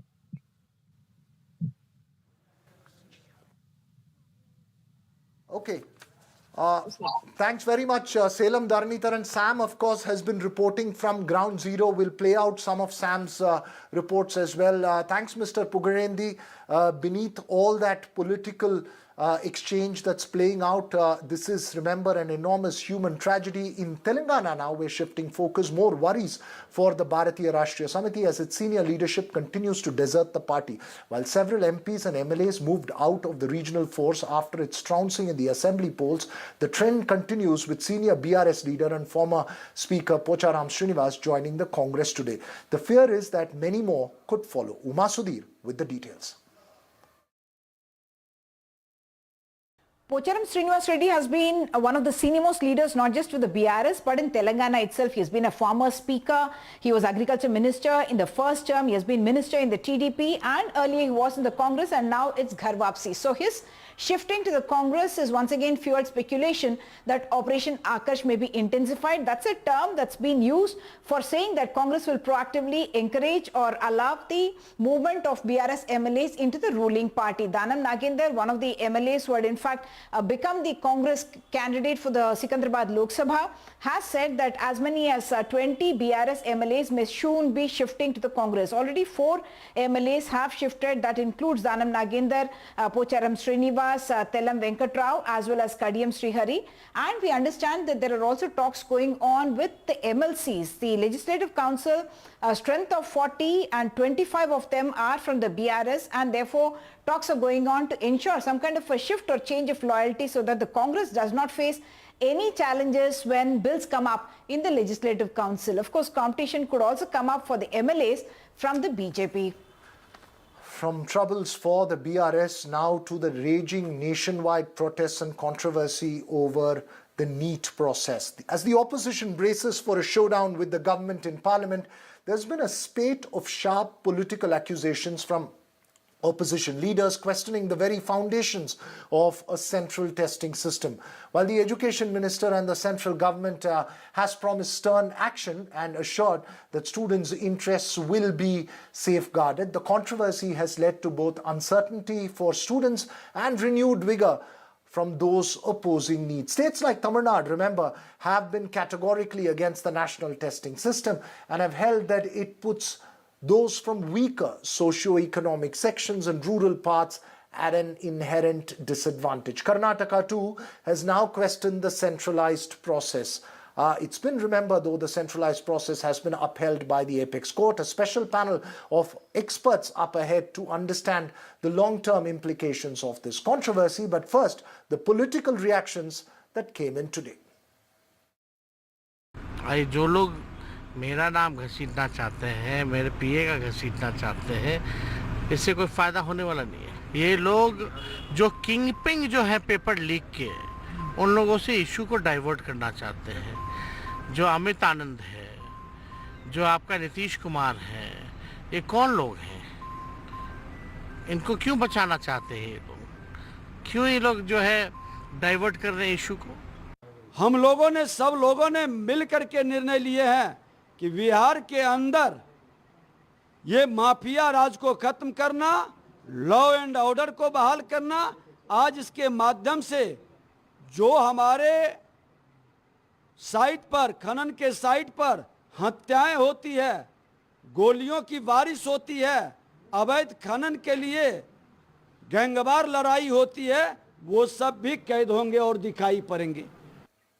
And so what does this controversy mean to the system and the process itself? Joining us this evening, educationist Sudha Acharya, Dr. Navneet of the Tamil Nadu Resident Doctors Association, who is strongly opposed to NEET, Anil Nagar, founder, CEO of Adda 24/7. My first question to you, Mr. Nagar, the argument has been, and this is not after this controversy, it's been a systemic argument that's been made for several years now against NEET, that it defeats the purpose of socio-economically weaker sections, helps those in urban centers, and does not benefit those people. Does this controversy raise serious questions and trigger potential rethink of a national testing system itself? In my personal experience, I will say this is not true. So first of all, I personally come from a village in UP, and I'm here talking on this show just because of these kind of exams. I gave IIT JEE exam and somehow cleared it. And I'm that typical person about whom you were talking, somebody staying in a village and rural area. So in my personal experience, I don't believe that this is not helping poor people. Secondly, even as an educator, we teach a lot of students who come from rural area and from different parts of the country. There are a lot of advantages and a lot of problems which are being solved by keeping it centralized. But broadly giving opportunity to everyone, wherever you stay in the country and whatever the seats are in the whole country, I think it's actually providing equal opportunity to every Indian. So personally, my opinion is that it's not so bad. There may be some demerits, but overall, I feel that this is serving some purpose.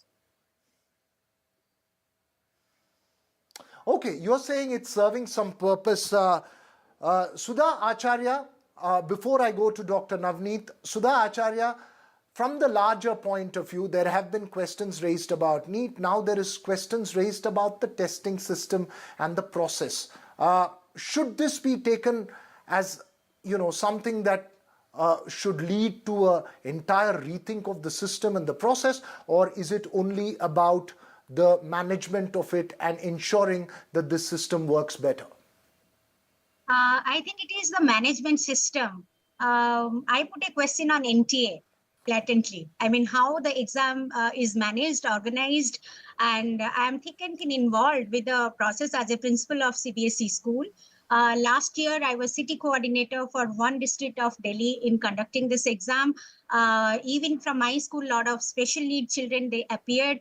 And yesterday in your show, I was hearing the girl with a special need, what kind of centers he got and what kind of harrowing experience he has gone through.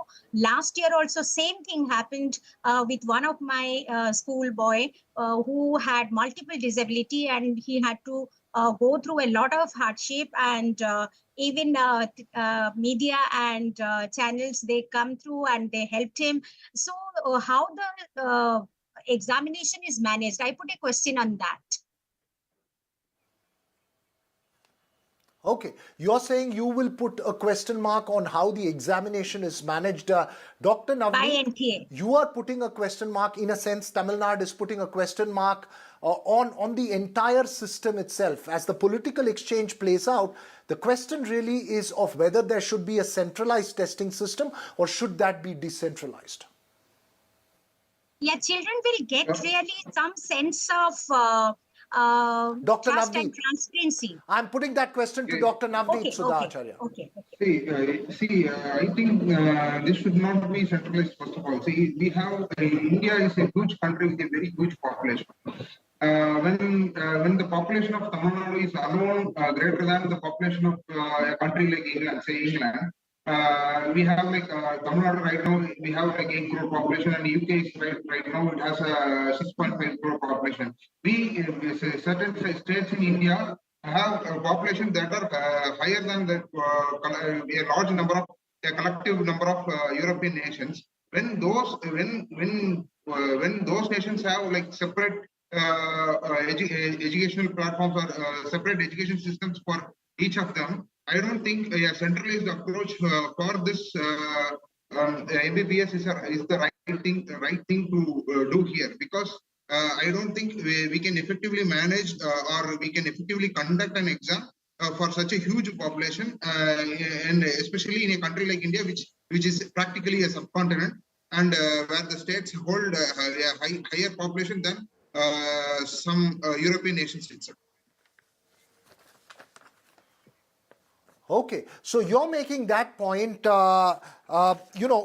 a sense, in many ways, the point that you're making is what is reflected in Tamil Nadu's argument.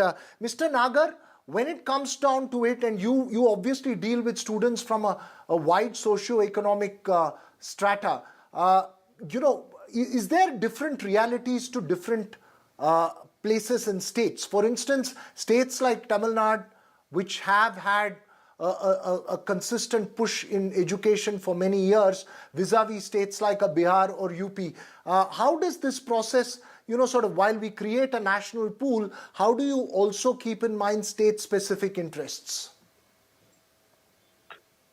As I understand the system, though the exam is centralized, I think a lot of things are done by these states also in terms of operational things and operational mechanics of organizing the exam in a state. Some time back, I generally used to wonder because some time back the exams were generally in Hindi or English. So I used to wonder whether this should be in local languages also. Now most of the exams are in local languages also. So I think on the exam conduct point of view, exam is in local languages. Most of the local exam organization process is handled by state or let's say state within the state various actors, whoever they are. So a lot of control in terms of organizing the exam is already with the states, as I understand the system. So I believe those things are already taken care. Okay. But from a student's point of view, as I said earlier, I believe this opens a lot more opportunities, because now let's say I as a student, I'm sitting in UP, and if I am good, I can aspire for a number of seats all across India. So that opens more opportunities for me. In that sense, I feel this is a slightly better system.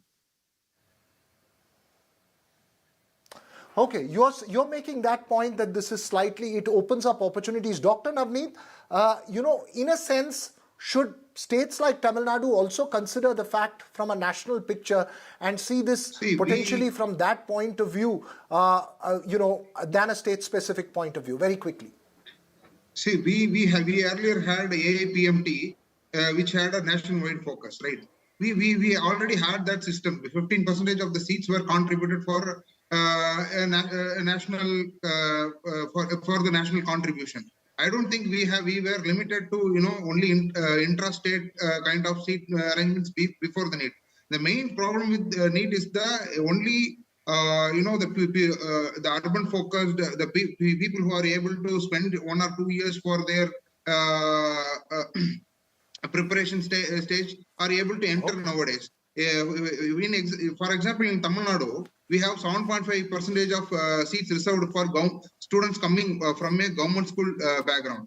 If not for that, we will have only 0% going from the purely from a government school system. If we don't have that 7.5 reservation, we will not at all have any students going from the government background, because daily sons of daily wages laborers who won't be able to afford such a huge cost of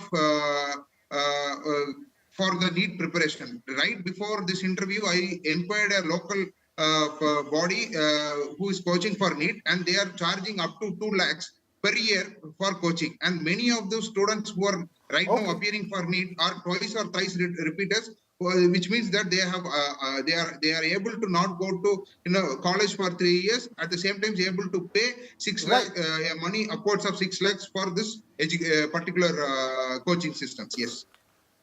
Right, Dr. Naveen, I'm afraid we are completely out of time, but it's there are arguments that have been heard and played out over the last many years around this controversy. Obviously, the political exchange over it and the latest controversy will play out in the coming days. That's all we have time for on the Southern View, but we'd like to leave you with possibly the defining image from the world of politics today in the world of Andhra Pradesh. The return of Chandrababu Naidu was literally complete today. Naidu, who vowed not to enter the state assembly till he was chief minister, entered the house more than 2.5 years after he stormed out of it, protesting a barrage of personal attacks against him by the then ruling YSRCP. Naidu is perhaps the ultimate reminder never to write off a politician or a political party in Indian politics. That's all we have time for on this one.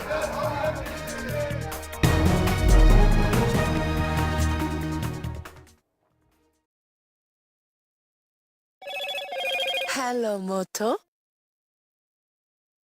Motorola, India's best 5G smartphone brand. Loan मिलेगा या नहीं, ये आपके credit score पे depend करता है। तो आज ही अपना क्रेडिट स्कोर चेक करें फ्री में पैसाबाजार.com पर।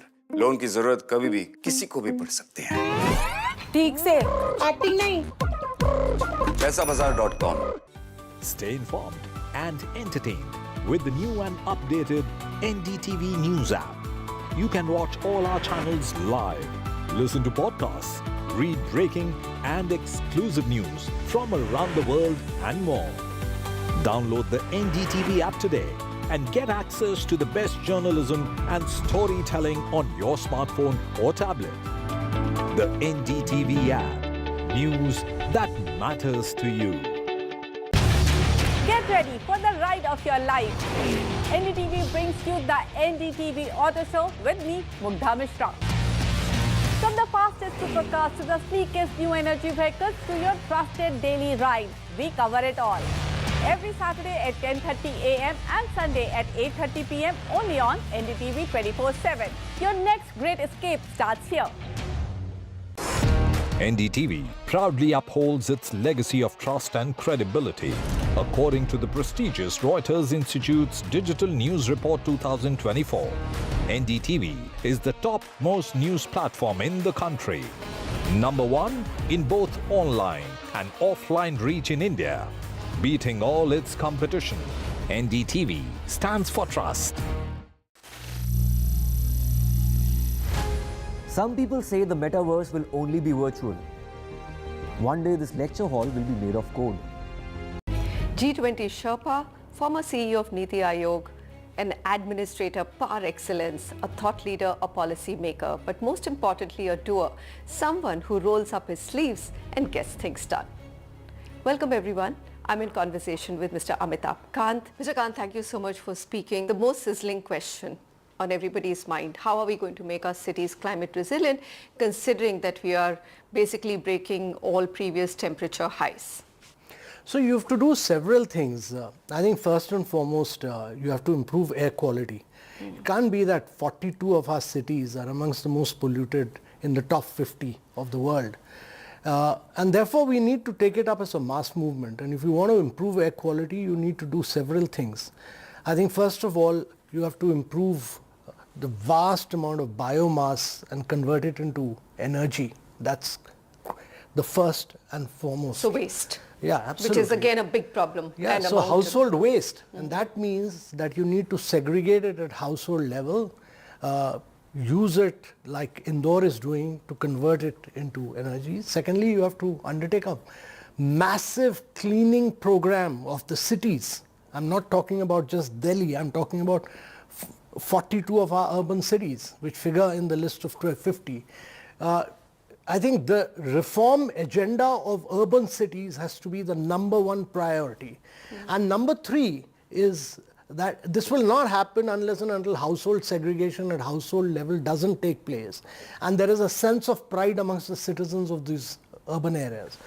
And the most critical of it, other than biomass and household segregation, is that you need to really focus on transportation in a very big way and ensure that these cities all go electric by 2030. So my view is that the government has already taken the initiative to procure 10,000 buses. They've allocated about 57,000 crores. That's almost $7 billion US. It's one of the biggest programs of the government. You need to focus on these 42 cities and actually ensure that all buses, all two-wheelers, three-wheelers, everyone goes electric. And the priority should be that in the next 4 to 5 years, two-wheelers, three-wheelers go electric, and lorries and buses all go electric in the next 5 years, and by 2030 even all four-wheelers go electric. There has to be a really big political and administrative will, and there has to be a mass movement around that. This is absolutely critical to my mind if you want to clean up the quality of air of your cities and clean up these cities and have a sense of pride on your urban areas. But when you do this, not only will you improve the living standards of your citizens in a very big way, you will add about a decade more to their lives, but more important than that, I think you will add close to 1.5% to your GDP. So there is a huge economic accelerator as well, of course, health and productivity. So let me break both these down. One is, you said that you need to, manage your waste segregation. I spoke to Harshika Singh and I've spoken to other Indore commissioners. Indore has been able to do it because they truly made it a city-wide goal and pride for everyone, and continuously has kept improving on every aspect of it. Campaign awareness has to be 100%, commitment by the urban local bodies has to be 100%. But that's not being able to translate across different geographies and our larger cities like Delhi and Mumbai. What is the difference? So not only Indore, but Surat, Vizag, Mysore has done well as well. Many cities have actually done it, and the demonstration impact of that should spread very, very rapidly across India. And actually, we need to really push the pedal. The challenge is that there is a lack of good governance in many of these municipal areas.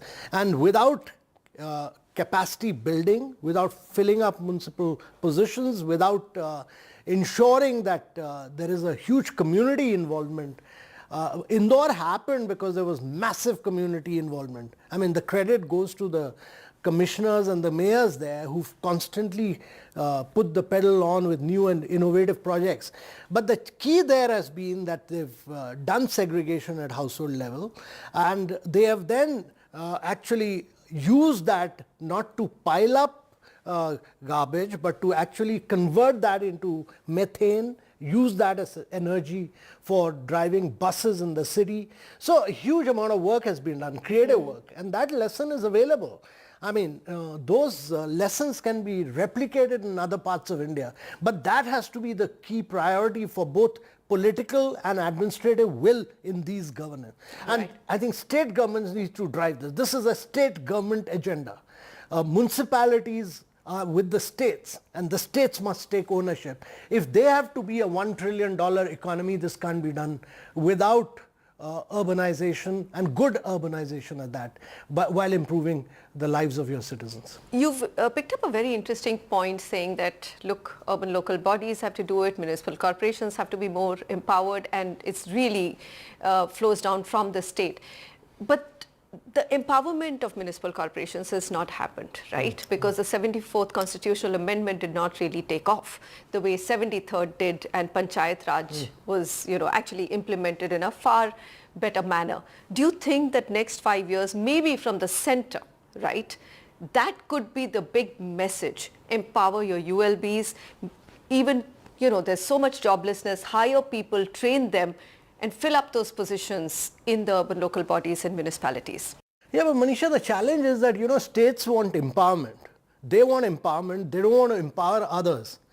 The challenge is that when you get empowered, the center has done a lot of allocation to the states. It went in and did 42% allocation to the states, but the states haven't done allocations to the local bodies. Yes. But more important than that, they haven't posted outstanding young officers as commissioners and given them a tenure of 5 years. And none of them have been judged on clear outcomes of redefining that city and cleaning up that city. And the lack of political will is a concern in many of these states. All right. Let's also talk about master planning. When you talk about 42 cities, focus on them, you have said that, look, there are actually many more, 7,000 plus towns which are now becoming city-like, and all of them need master plans, right?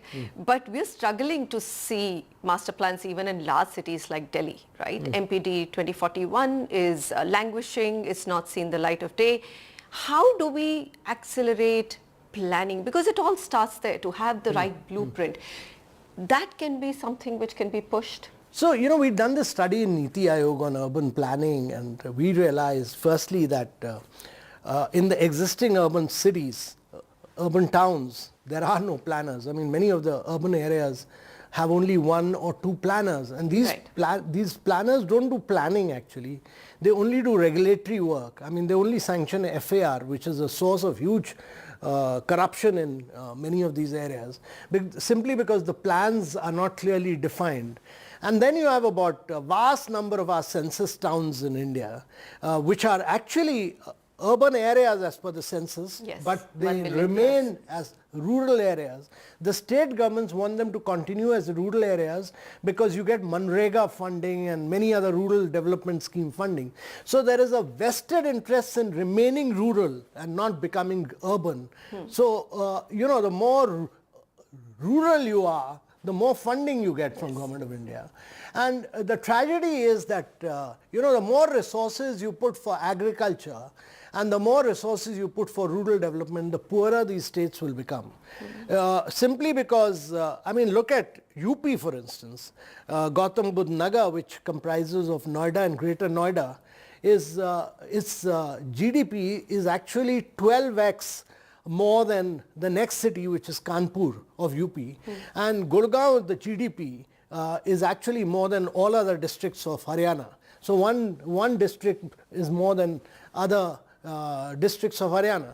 So urbanization is a big wealth creator. It is a job creator. It becomes a center of innovation. It becomes a center of manufacturing, innovation, services, all this, and becomes a very big driver of growth, but it becomes a very big driver of employment.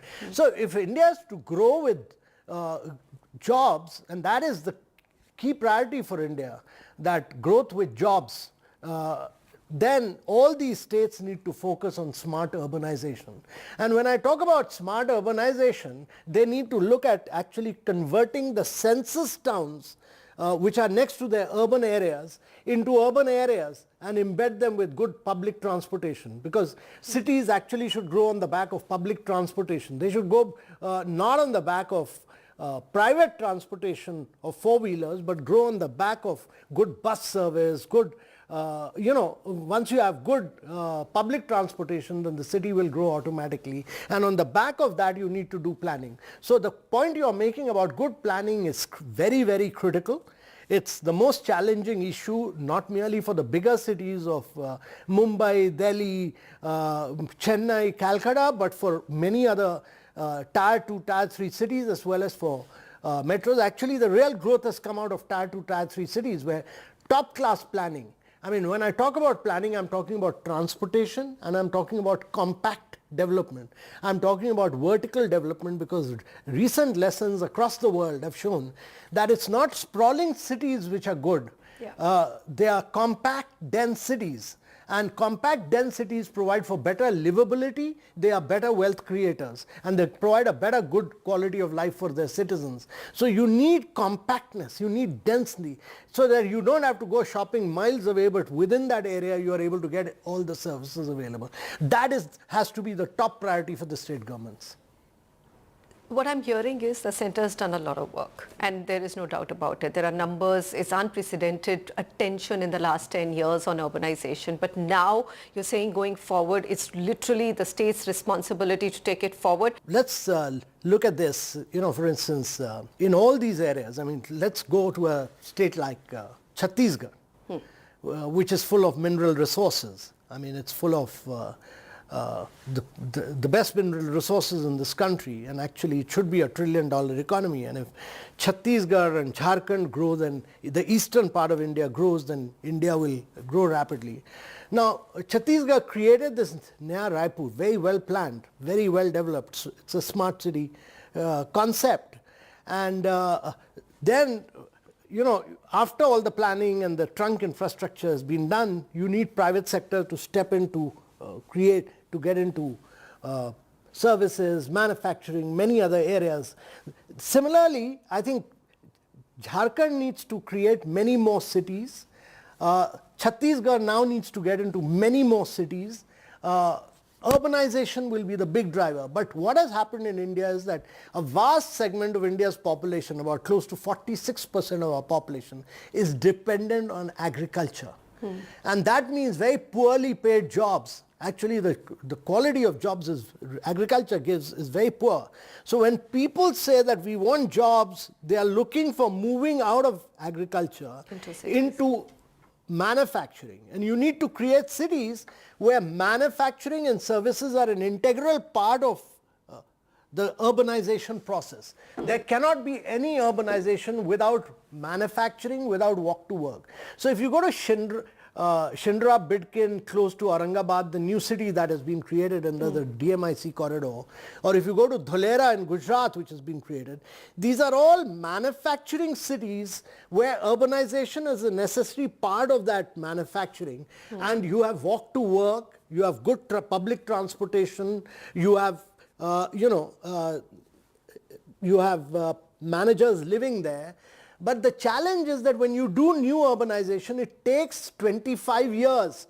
Look at Gurgaon. It has taken us 3 decades to develop Gurgaon, but top-class development. And Andhra Pradesh. Yeah, similarly, Amravati is the story. So you need continuity and a vision, and you need continuity in terms of the political philosophy that irrespective of the change in government, the new urbanization process will continue regardless.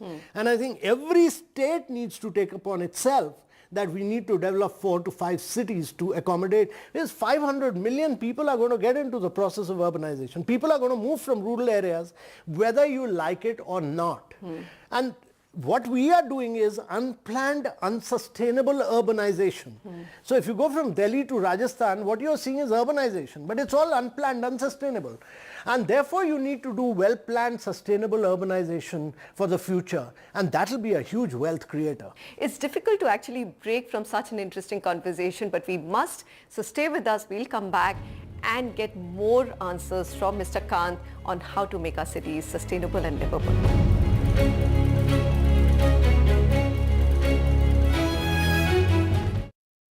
Loan मिलेगा या नहीं ये आपके credit score पे depend करता है। तो आज ही पैसाबाजार.com पर जाइए और अपना क्रेडिट स्कोर चेक कीजिए फ्री में, क्योंकि लोन की जरूरत कभी भी किसी को भी पड़ सकती है।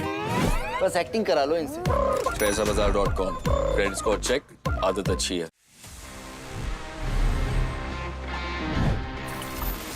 So guys, there you have it, everything that Apple announced right at this Apple Park. And जब भी मैं यहाँ पे आता हूँ ना, एक अलग ही vibe होती है. I mean, this entire setup is huge. काफ़ी हरा भरा है, काफ़ी positive, काफ़ी energetic feel होता है. वैसे इसी से मेरे को एक बात याद आती है guys, because we are talking about this developers conference. Did you know that when the first iPhone came in the year 2007, उसमें कोई app store नहीं था. जी हाँ, there was no app store whatsoever. आपके पास में वही apps थी जो Apple ने फ़ोन में इंस्टॉल करके दी थी. Eventually अगले साल App Store का जन्म हुआ, and we, I mean, today all know that how popular this App Store is. और आपको कोई भी latest app अगर यूज़ करनी होती है, Apple's got all the apps in their App Store. In fact, काफ़ी apps तो ऐसी हैं जो सबसे पहले App Store पे आती हैं. For example, Instagram came onto the App Store first before it came to Android. लेकिन सोच के देखो कि 2007 में जो पहला आईफोन आया था, there was no app store. Guys, do you know this? If yes, then amazing. If no, then please let me know by dropping in all your emails. You know the address, it's tg@ndtv.com. मैं देखता हूँ कि आखिर आपको ये fact पता है या नहीं, या फिर कुछ और अगर कहना है ना, you can just write your emails.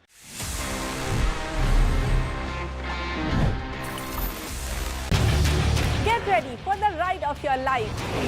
NDTV brings you the NDTV Auto Show with me, Mugdha Mishra. From the fastest supercars to the sleekest new energy vehicles to your trusted daily ride, we cover it all. Every Saturday at 10:30 a.m. and Sunday at 8:30 p.m. only on NDTV 24/7. Your next great escape starts here. Some people say the metaverse will only be virtual.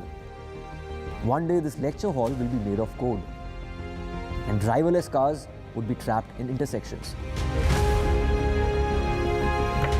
But even in this maze of the future, you can't wish away health. It's time to become more resilient.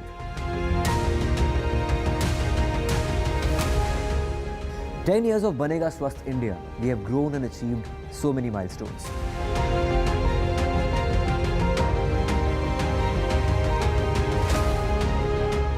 And now I have a plan to beat the urgency, to stop breathing with difficulty, to relieve getting choked with inactivity.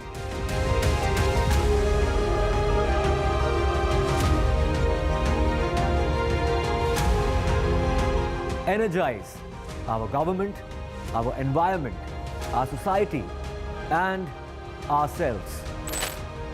Everyone, everywhere, every day.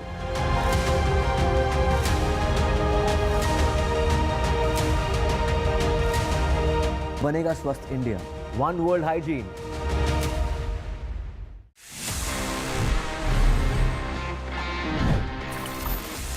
It's time to give you some interesting tip, because see, हमारे mobile phones जितने smart हो जाएं, sometimes guys there's this fear of, you know, जब आप phone देते हो किसी के हाथ में, अगर किसी ने आपसे फोन मांगा है for just to do a basic task, हो सकता है you are trying to show someone a photo in your gallery और आपको डर लगता है कि this person might swipe right and left, or like, you know, sometimes you'd want to keep our personal lives personal to us. लेकिन जब आप phone किसी के हाथ में देते हैं, चांसेस आर कि किसी का मैसेज आ जाएगा तो अचानक से पॉपअप आ जाएगा सामने, and I mean you don't know कि क्या उस मैसेज में होगा. Guys, I have a tip for you, and the simple tip is you can turn off the notification previews. तो वहाँ पे वो जो मैसेज का कंटेंट है वो लिखा हुआ नहीं आएगा. May be let's say if it's a WhatsApp message, it will just show one new message. It won't show कि मैसेज किसने भेजा है या मैसेज के अंदर क्या लिखा है. Guys, please go on to your settings. वहाँ पे you can easily tweak to turn off the message previews. काफ़ी लाइफ आसान हो जाएगी, और इनफैक्ट काफ़ी लोग जो कई बार एम्बैरस हो जाते हैं, उनको ऐसे एम्बैरस नहीं होना पड़ेगा अगर मैसेज सामने कहीं पॉपअप हो जाए. कैसी लगी ये टिप बताना ज़रूर, और क्या आप इसको ऑलरेडी यूज़ कर रहे हो? अगर नहीं कर रहे हो तो करना यूज़ शुरू कर दो, और शेयर करो इस टिप को उन सभी लोगों के साथ जहाँ पे आपको लगता है कि उन्हें इसकी सबसे ज़्यादा ज़रूरत.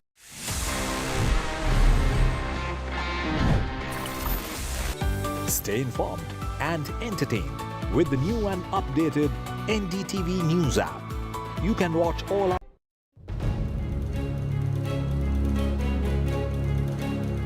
Let me come back to the point that you spoke about right at the beginning, which is faster adoption of electric vehicles in all our cities, because that also helps in air pollution and even keeping the rising temperatures low or lower. You know, the biggest crux in EV adoption has been literally the charging infrastructure, battery swapping, and last budget we saw a lot of encouragement for EVs, including 0% duty for iron batteries, import of iron batteries. Give me a sense of, you've looked at this very, very deeply as CEO of NEET Aayog. How do we accelerate that aspect of it? Because we are already on track, whether it's e-bus seva or electrification of vehicles. But our charging we need to accelerate it even further. We need to give a 10x more push, because you know, in India 75% of the vehicles are two-wheelers and three-wheelers. So we need to now clearly have a mandate saying that these cities are going to either electrify all two-wheelers, three-wheelers, Actually, we should clearly send out a messages that by 2030, all two-wheelers and three-wheelers will be electric, because the cost of, even the total cost of ownership has fallen, but cheaper than fossil fuel. And the consumer demand is pushing for now two-wheelers. So we should really clearly send out a message that all two-wheelers, three-wheelers will go electric in the next 4 to 5 years, fully electric. Then comes public transportation, the buses, and I think the government of India has done a remarkable job of saying that 10,000 buses will be electric, not diesel. So but every single bus to be bought in India in the future, every single public undertaking should only buy electric buses. And the fourth very critical thing is that the government must send out a clear message that government vehicles, all government cars will only be electric, no diesel vehicle. I mean, many departments are still buying diesel vehicles. It doesn't make sense because the operating cost of electric vehicles is, just 5% of that of fossil fuel cars. So you need to clearly say that all vehicles in government will also be, state governments also, will all be electric. And lastly is the four-wheelers. And there my view is that the government has a new policy of allowing Tesla, etc. to come in and manufacture in India. But my view on that is that Tatas have already taken the lead. Mahindras are coming out with their EV platform vehicles, and these Indian manufacturers actually will take on Tesla in the Indian market. Can we expect FAME 3 in the budget? Do you think that's likely to happen? Well, FAME 3 is going to happen in India. Whether it's going to happen in the budget or not, I can't tell you, but FAME 3 will definitely happen in India. All right. And we need that support. You spoke about all public sector organizations and government offices switching to EVs. What about buildings per se, government buildings, right? Why not go renewable? So why not? Let's make the start there in terms of energy. My view on this is that, all master plans and all city plans must say that all buildings, irrespective of whether they are private or public, must have charging, and they must all go renewable. I mean, irrespective of private or public. The reason why I'm saying this is that no other country is climatically blessed as India is. We've done a remarkable job of today doing about 200 gigawatt of renewable energy. We are the only country which has met its COP21 targets 9 years ahead of schedule. And actually, irrespective of public or private, every single city must say that all buildings, whether private or public, must be run on renewables, and they must all have charging stations. So let me ask you, in the next 5 years, what do you think should be the central government's priorities? First, national number one, energy? Number one. Integrated energy No, policy? number one is Okay. reform these top 42 cities which are polluting.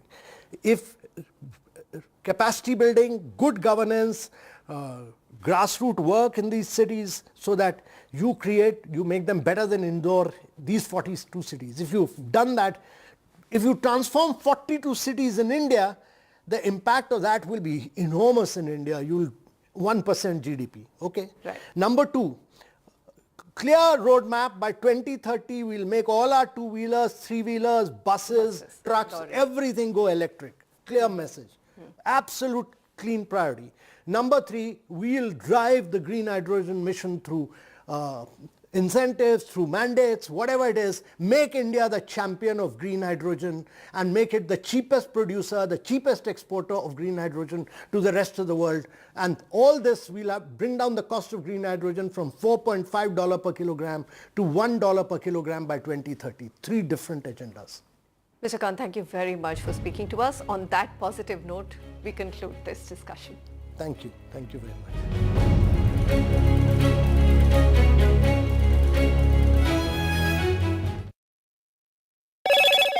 Hello, Moto. Motorola, India's best 5G smartphone brand.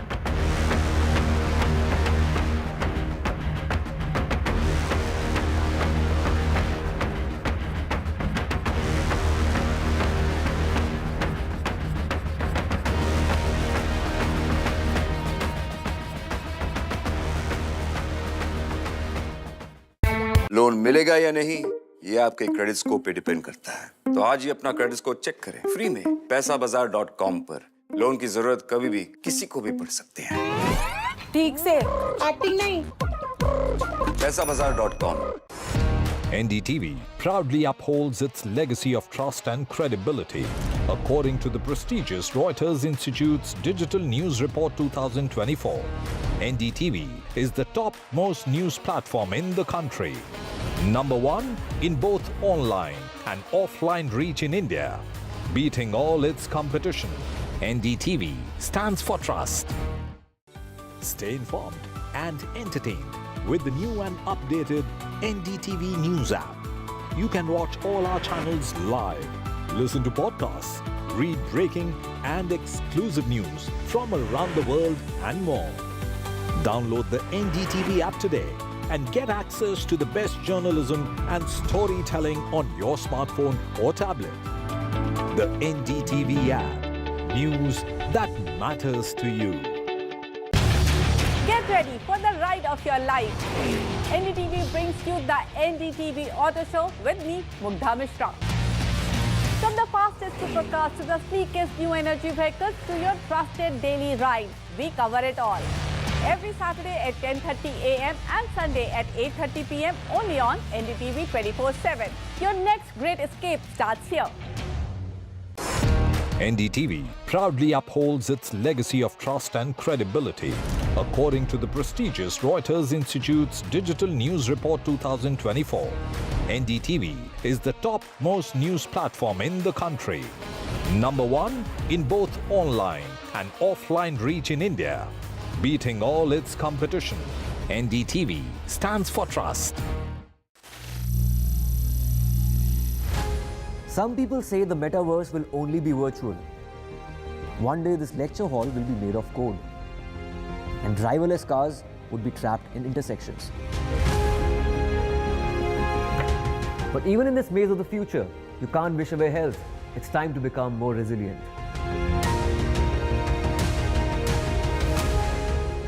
10 years of Banega Swasth India, we have grown and achieved so many milestones.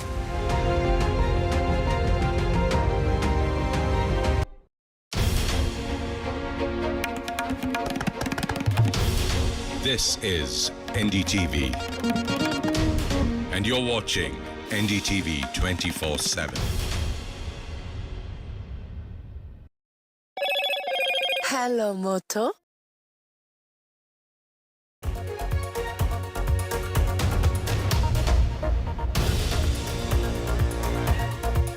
Great to have you with us. You're watching the news at 8 with me, Tanima Biswas. And on the show, we bring you a roundup of all the top stories from including what the Madras High Court had to tell the Tamil Nadu government of the repeated hooch tragedies in the state. That's going to be one of our focus stories today. But first up, the headlines. Tamil Nadu hooch tragedy claims over 50 lives. Opposition demands CM Stalin's resignation.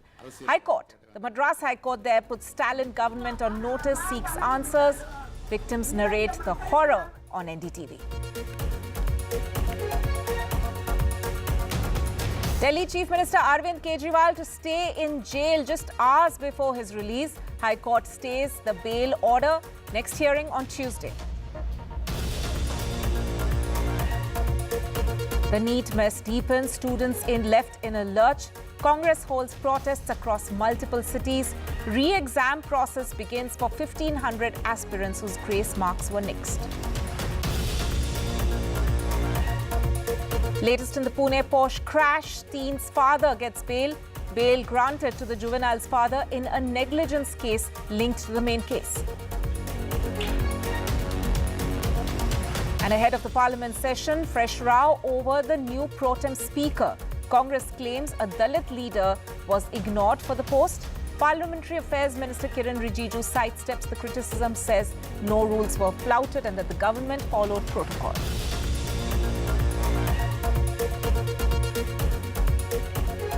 Our top story, over 50 people have died in Tamil Nadu in the illicit liquor case. Dozens more are being treated in hospital as we speak. In fact, at least over 60 people are still hospitalized, and the death toll, as we mentioned, has crossed 50. Police have arrested a suspected bootlegger and detained 2 others, but these are just the bare minimum. This cannot be the people who are actually involved in running the gang responsible for this massive tragedy. The Madras High Court today, while hearing a petition linked to such hooch cases, has asked the Tamil Nadu government how could they let such a tragedy happen again. In fact, the court referred to an incident last year and has asked the government to give an action-taken case from 2023 in which 22 people had died. The incident has shocked the state, with opposition staging a protest outside the assembly demanding CM Stalin's resignation. Stalin, on the other hand, spoke in the assembly today saying he's not running away from his responsibilities. This shed-like structure you see outside this little house is the place where they sold illicit liquor. It's a kind of a outdoor bar joined here to sell and to consume illicit liquor, and telltale signs of illicit liquor having been sold in packets like this. Police have secured at least 200 liters of illicit liquor from this area, and on this side you have a court, local people say, used for the consumers, for those who come to drink here, to sit here and drink. At Karunapuram village, the ground zero of the illicit liquor tragedy, families are shattered. These 3 siblings lost both their daily wage parents. The old grandmothers don't know who would take care of them. எனக்கு ஒரு உதவி வேணாம், இதுக்கு Neville கொடு, கட்டி கொடுங்க, இது படிப்பு செலவுக்கு கொடுங்க. ராத்திரி எனக்கு அப்பா வேணும், அம்மா வேணுங்கிறாங்க. நான் எங்கே போய் தேடி கொண்டாந்து கொடுப்போம். உங்க அப்பா இருந்தாங்க. So sorry. A few houses away, Murugan, a load man, lost 4 members in his family, including his dad Vijayan. One of the arrested men, an alleged bootlegger, he says, sold illicit liquor from 4 in the morning. Police knew about this but did nothing as they were paid off. எல்லாத்துக்கும் மாமூல் போகுது, காசு நாங்கள் தரோம், நீ ஏன்டா போலீஸுக்கே மாமூல் போகுது, நீங்கள் ஏன்டா கேட்குறீங்க? சார் அதான் இருக்குது சார் பக்கத்தில் ஸ்டேஷன். 24 போலீஸ் வருவாங்க, வக்கீல் வீடு எல்லாமே லைனாக, வேறு எங்கேயும் இல்லை, எல்லாம் லைனாக சுற்றி தான் இருக்குது. The issue reverberated in the assembly, with opposition leader and AAP chief EPS demanding Chief Minister MK Stalin's resignation.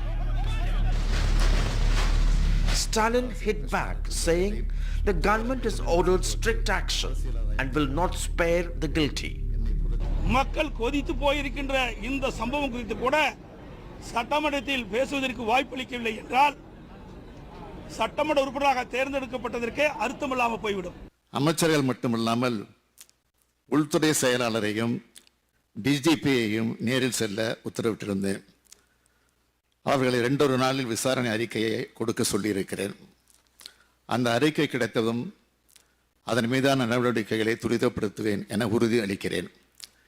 நம் அனைவருக்கும் வார்த்தைகளால் விவரிக்க முடியாத அளவிற்கு வேதனையை அளித்துள்ள இந்த துயர சம்பவத்திற்கு பொறுப்பாளர்கள் மீது உரிய நடவடிக்கை மேற்கொள்ளப்பட்டு வருகிறது என்பதை தாங்கள் நன்கு அறிவீர்கள். More than 50 dead, and this is the second illicit liquor tragedy under the ruling DMK. The demand seeking MK Stalin's resignation, questioning his competence and control over the police force he heads, is getting louder. Pressure is also mounting on the DMK to implement phased closure of liquor shops, something it had promised earlier. At Karunapuram with Suresh, Sam Daniel, Find TV.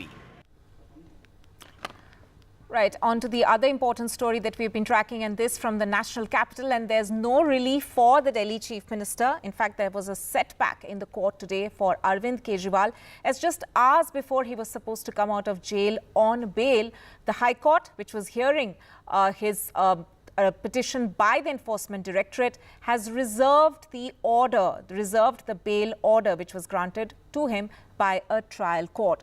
Now this as the Enforcement Directorate challenged the bail, claiming that the trial court had not given sufficient time for the ED to place their arguments, calling the trial court's order a perverse order. Kejriwal's counsel in court, in fact, countered that, saying that ED's case was completely biased. Trial court ने अरविंद केजरीवाल जी को bell दी और आज ये order जो है, उनका जो लिखित ऑर्डर है, रिटन ऑर्डर है, आज ये निकला है। और इस ट्रायल कोर्ट के ऑर्डर में ईडी के केस की धज्जियां उड़ा दी गई। The entire case of ED has been demolished by this order of trial court. और इस ऑर्डर के बाद ईडी का पूरा केस ढह गया है। Joining us now is the BJP MP Basuri Suraj. Ma'am, first of all, how do you see this order? The matter is sub judice and therefore I am not going to comment on the merits of the matter. However, there was a detailed hearing today and the order has been reserved. The court did put a stay on the operation of the impugned order, which was of course yesterday's order passed by the Rouse Avenue court. But I would like to definitely say that in the People's Court or in the Court of People's Opinion, if you remember, the campaign of the Honorable Chief Minister was Jail ka jawab vote se. I would like to remind the Honorable Chief Minister of Delhi that the people of Delhi have already voted in favor of the Bharatiya Janata Party. All 7 seats went in favor of the Bharatiya Janata Party because the people of Delhi are aware that Mr. Kejriwal ji has absolute neck-deep involvement in the liquor scam. My colleague Sunil Prabhu, who is tracking all the updates in court, joins us now. Sunil, take us through the main highlights. There was, of course, a position placed by the Enforcement Directorate in front of the court saying that they were not heard properly by the special court.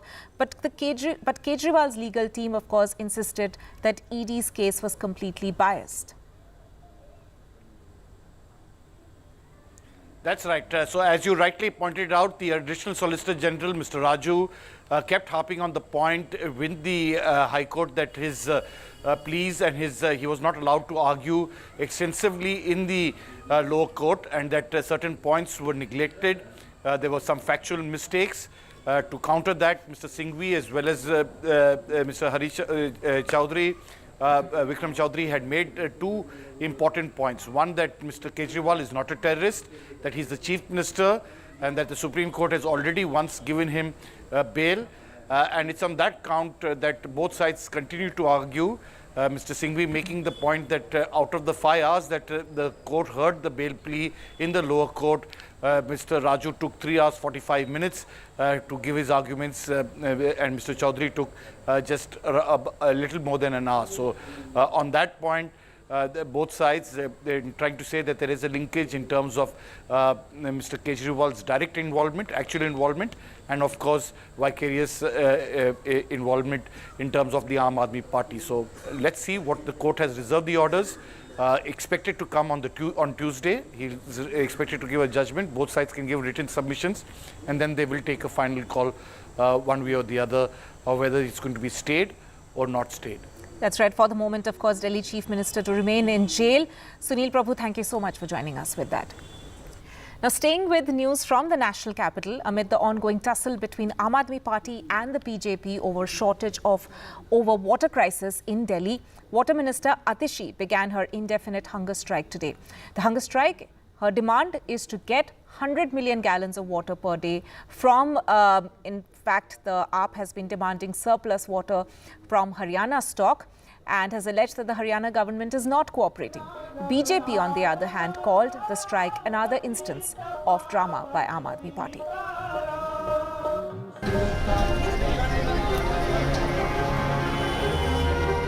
Is a satyagraha the answer to a dry Delhi's problems?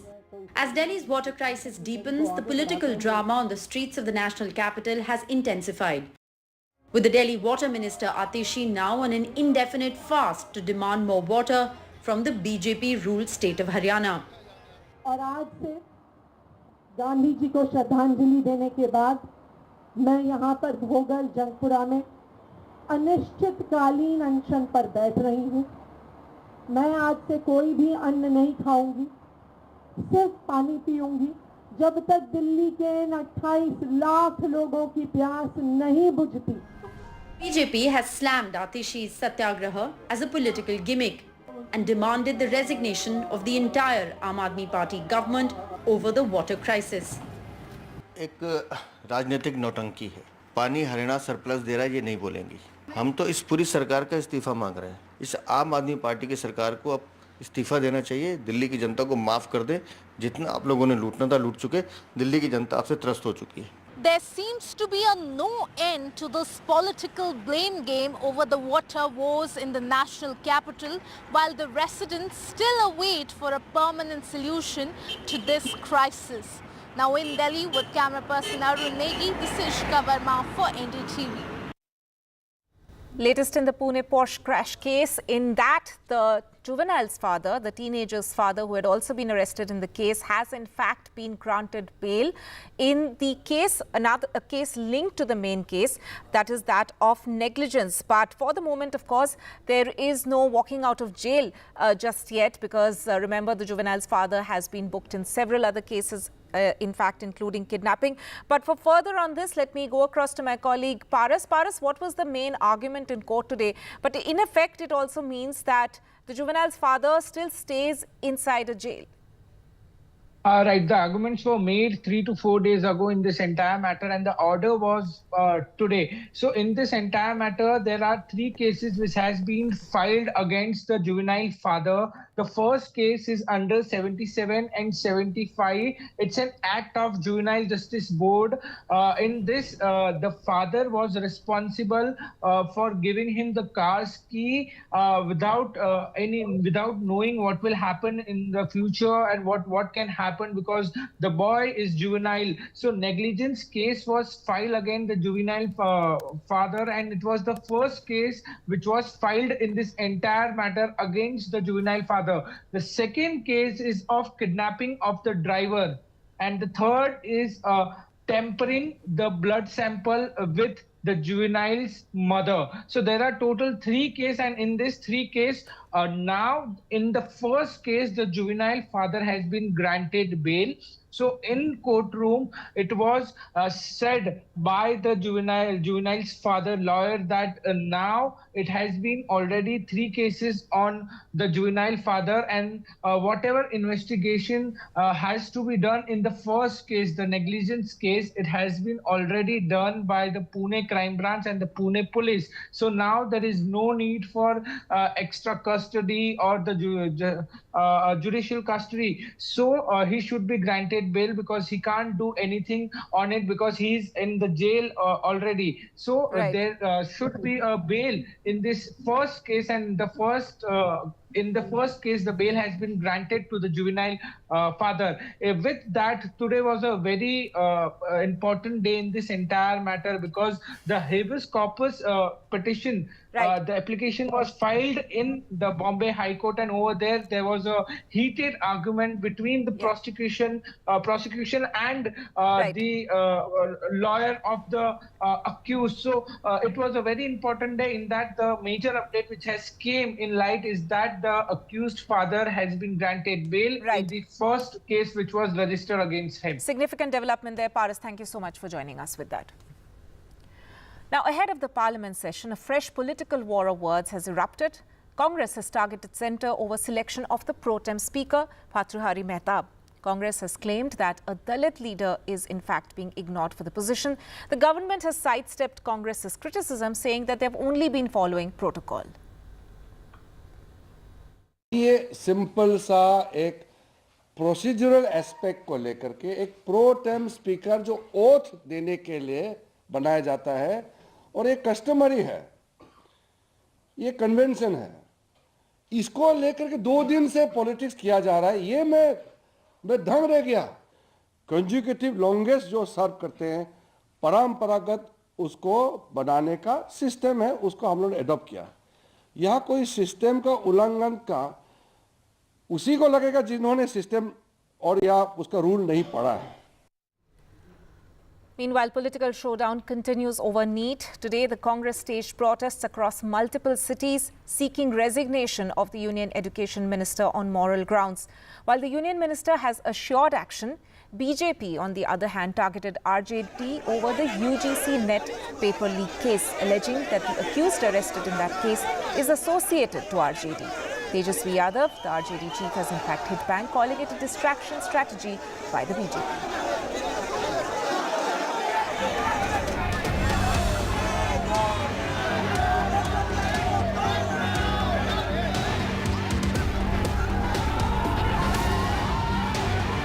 As student fury over India's failing exam system snowballs into a full-blown political war, the Congress ramped up its stir across cities, girouing the BJP on the streets over the NEET exam controversy.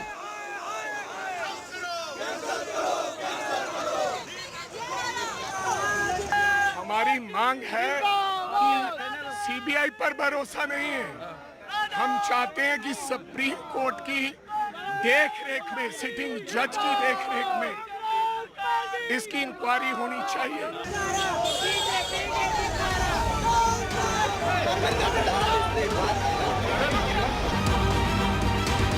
Even as aspirants run from pillar to post demanding justice, the BJP and the RJD in Bihar traded claims of a political link to a key accused in the paper leak. जो किंगपिंग जो है paper leak के, उन लोगों से issue को divert करना चाहते हैं। जो अमित आनंद है, जो आपका नीतीश कुमार है, ये कौन लोग हैं? इनको क्यों बचाना चाहते हैं ये लोग? क्यों ये लोग जो है डाइवर्ट कर रहे हैं इशू को? तो इशू को जो है डाइवर्ट नहीं करना चाहिए। हम लोगों ने, सब लोगों ने मिल करके निर्णय लिए हैं कि बिहार के अंदर ये माफिया राज को खत्म करना, लॉ एंड ऑर्डर को बहाल करना। आज इसके माध्यम से जो हमारे साइट पर, खनन के साइट पर हत्याएं होती है, गोलियों की बारिश होती है, अवैध खनन के लिए गैंगवार लड़ाई होती है, वो सब भी कैद होंगे और दिखाई पड़ेंगे। Raising questions on the exam mafia in Bihar running with impunity, the police now suspect the role of a solver gang after the 4 accused confessed to their involvement in leaking the paper.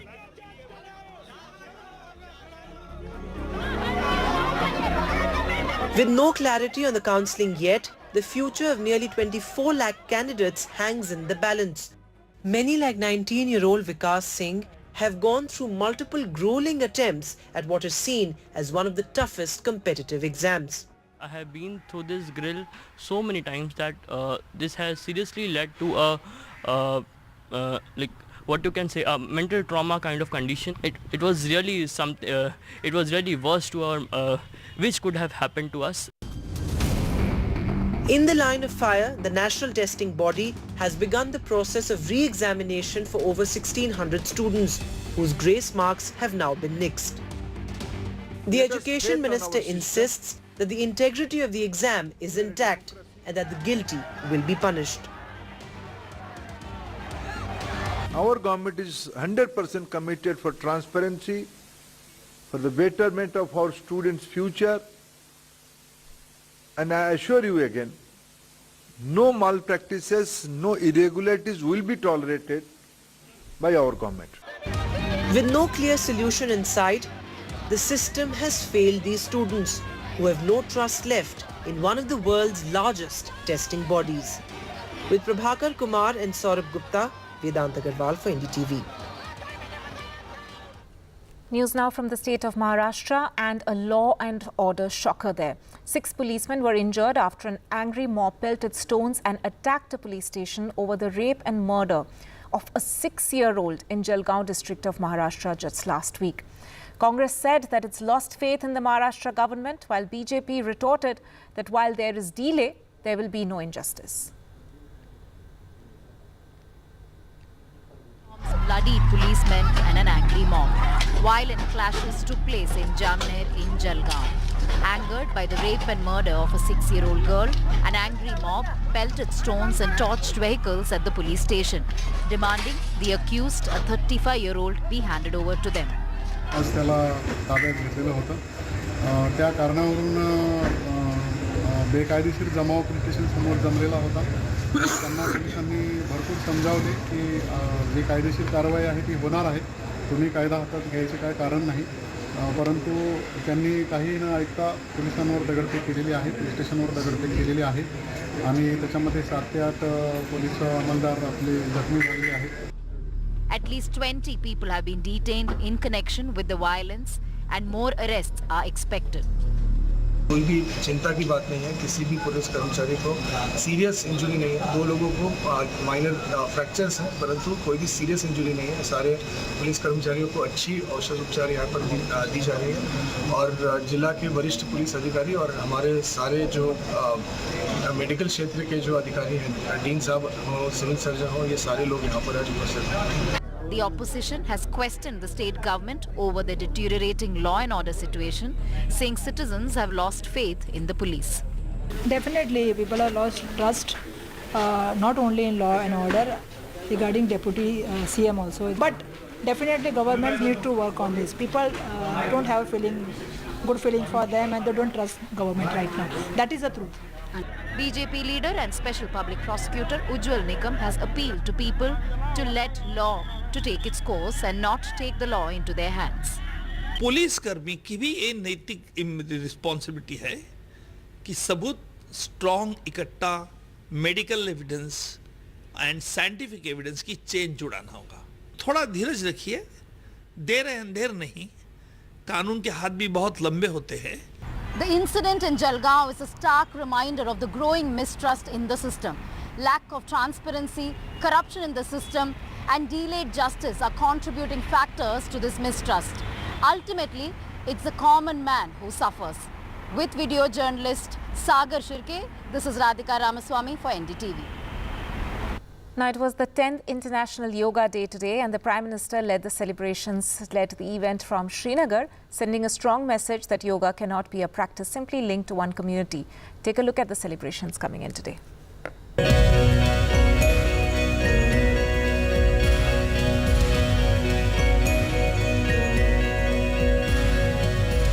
Prime Minister leading the Yoga Day celebrations from Kashmir.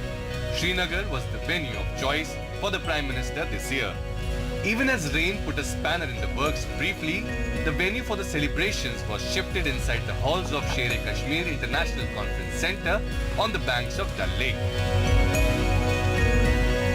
Prime Minister Narendra Modi didn't disappoint hundreds of people who had come to join the celebrations and took selfies with them. By holding first such yoga event in Kashmir, it was the government's bid to change perceptions about yoga that's often linked to a particular faith. PM Modi said that the Saudi Arabia, a country central to Muslim faith across the world, has adopted yoga in their education curriculum.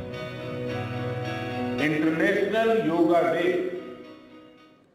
10 वर्ष की ऐतिहासिक यात्रा पूरी कर चुका है. 2014 में मैंने यूनाइटेड नेशंस में इंटरनेशनल योगा डे का प्रस्ताव रखा था. भारत के इस प्रस्ताव का 177 देशों ने 177 समर्थन किया था और ये अपने आप में एक रिकॉर्ड था.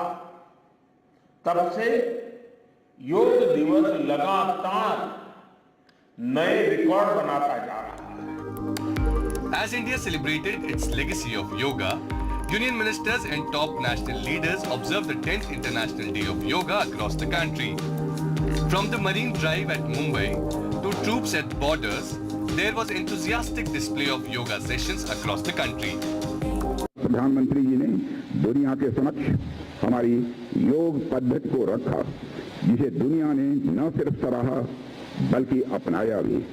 आधुनिक समय में आज यदि योग को वैश्विक पहचान मिल रही है तो इसमें प्रधानमंत्री जी का एक बहुत बड़ा योगदान है. साथियों, आज अंतर्राष्ट्रीय योग दिवस के अवसर पर सिर्फ भारत में ही कार्यक्रम नहीं हो रहे हैं, बल्कि भारत के बाहर कई जगहों पर भी कार्यक्रम हो रहे हैं. There were even pictures of dog squads doing yoga alongside troops. Bollywood celebrities also joined in, posting pictures on social media handles. Bureau report for NDTV. Right, and on that note, we'll in fact be slipping into a short break, but we're leaving you with a glimpse, an entire package of the best visuals coming in from Yoga Day. Thanks for watching.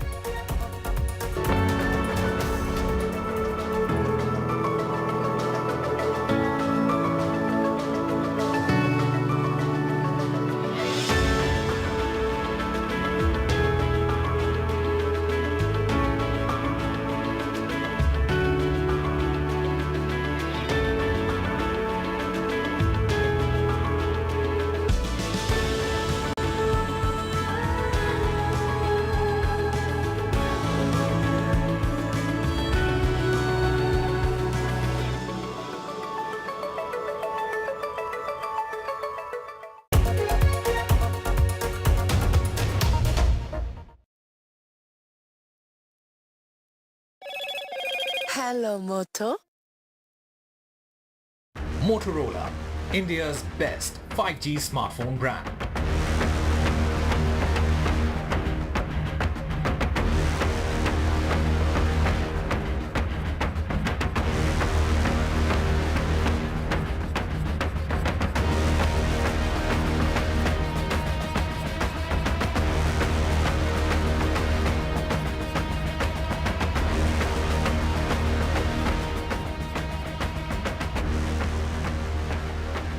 Loan मिलेगा या नहीं ये आपके credit score पर depend करता है। आज ही जाइए पैसाबाजार.com पर और अपना क्रेडिट स्कोर चेक कीजिए फ्री में, क्योंकि लोन की जरूरत किसी को भी कभी भी पड़ सकती है। चल एक्टिंग थोड़ा भेल बनो।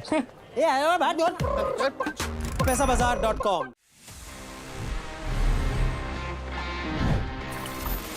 So guys, there you have it, everything that Apple announced right at this Apple Park. And जब भी मैं यहाँ पे आता हूँ ना, एक अलग ही vibe होती है. I mean, this entire setup is huge. काफ़ी हरा भरा है, काफ़ी positive, काफ़ी energetic feel होता है. वैसे इसी से मेरे को एक बात याद आती है guys, because we are talking about this developers conference. Did you know that when the first iPhone came in the year 2007, उसमें कोई app store नहीं था. जी हाँ, there was no app store whatsoever. आपके पास में वही apps थी जो Apple ने फ़ोन में इंस्टॉल करके दी थी. Eventually अगले साल App Store का जन्म हुआ and we, I mean today all know that how popular this App Store is. और आपको कोई भी latest app अगर यूज़ करनी होती है, Apple's got all the apps in their App Store. In fact काफ़ी apps तो ऐसी हैं जो सबसे पहले App Store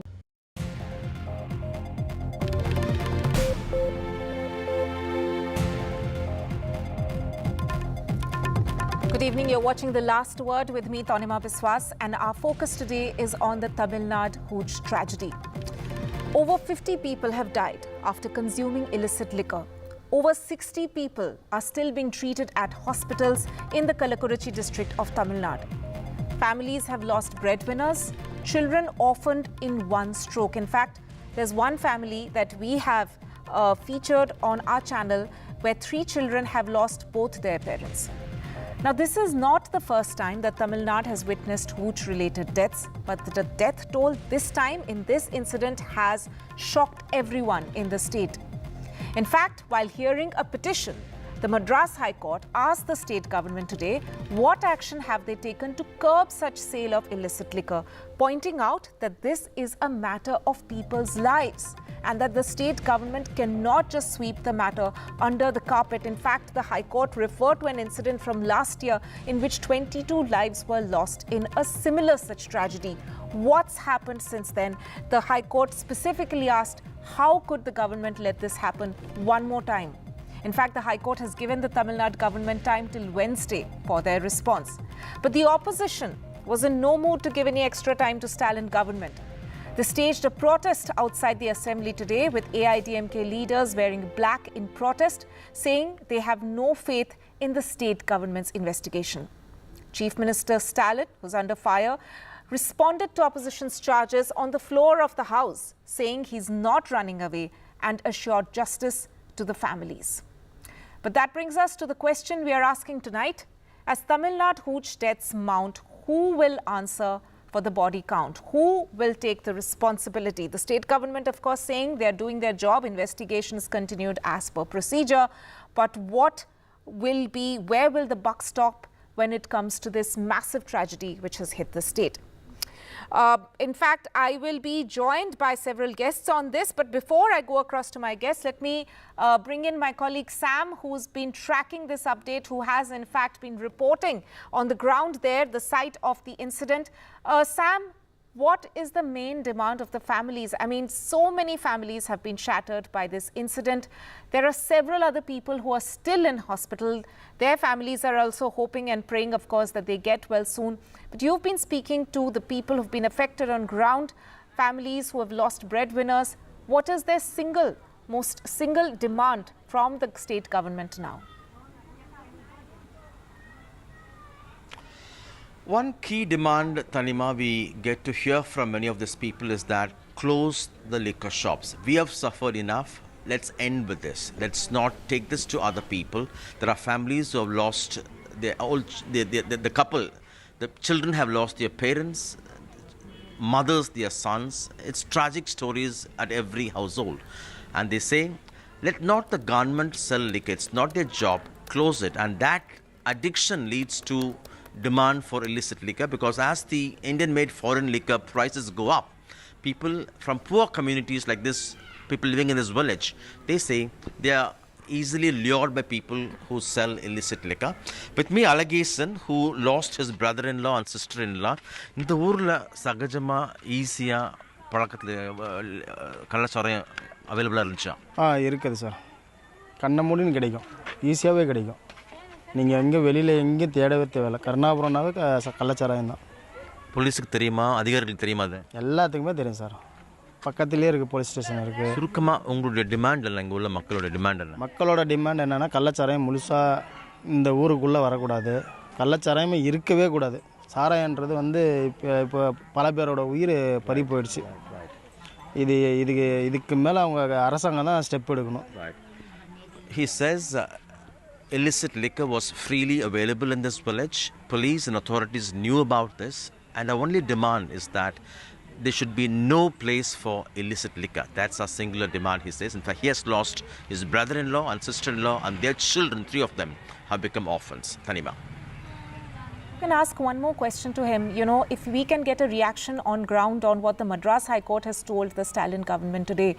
The High Court has very clearly said that there was a similar incident last year in which 22 people died, pointedly asking the state government how it could allow such tragedies to take place repeatedly. What do people have to say on ground? Do they feel that the government, in a way, is prioritizing economics over actually taking care of its own people? That they had an opportunity last year to set everything straight, but even after a year, a similar tragedy, beg your pardon, of a larger magnitude is playing out.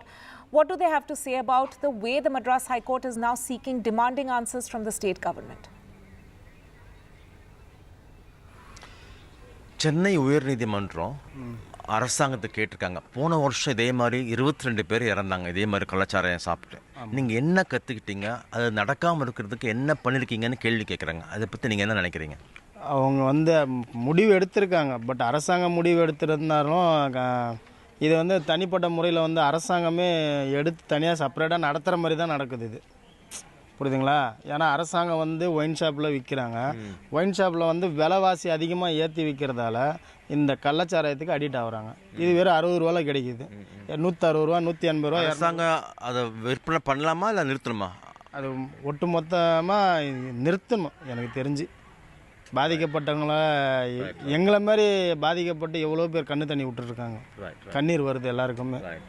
மனசாட்சின்னு இருக்குந்தா அந்த government அரசாங்கம் இதை எடுத்து டோட்டலாகவே close பண்ணணும்.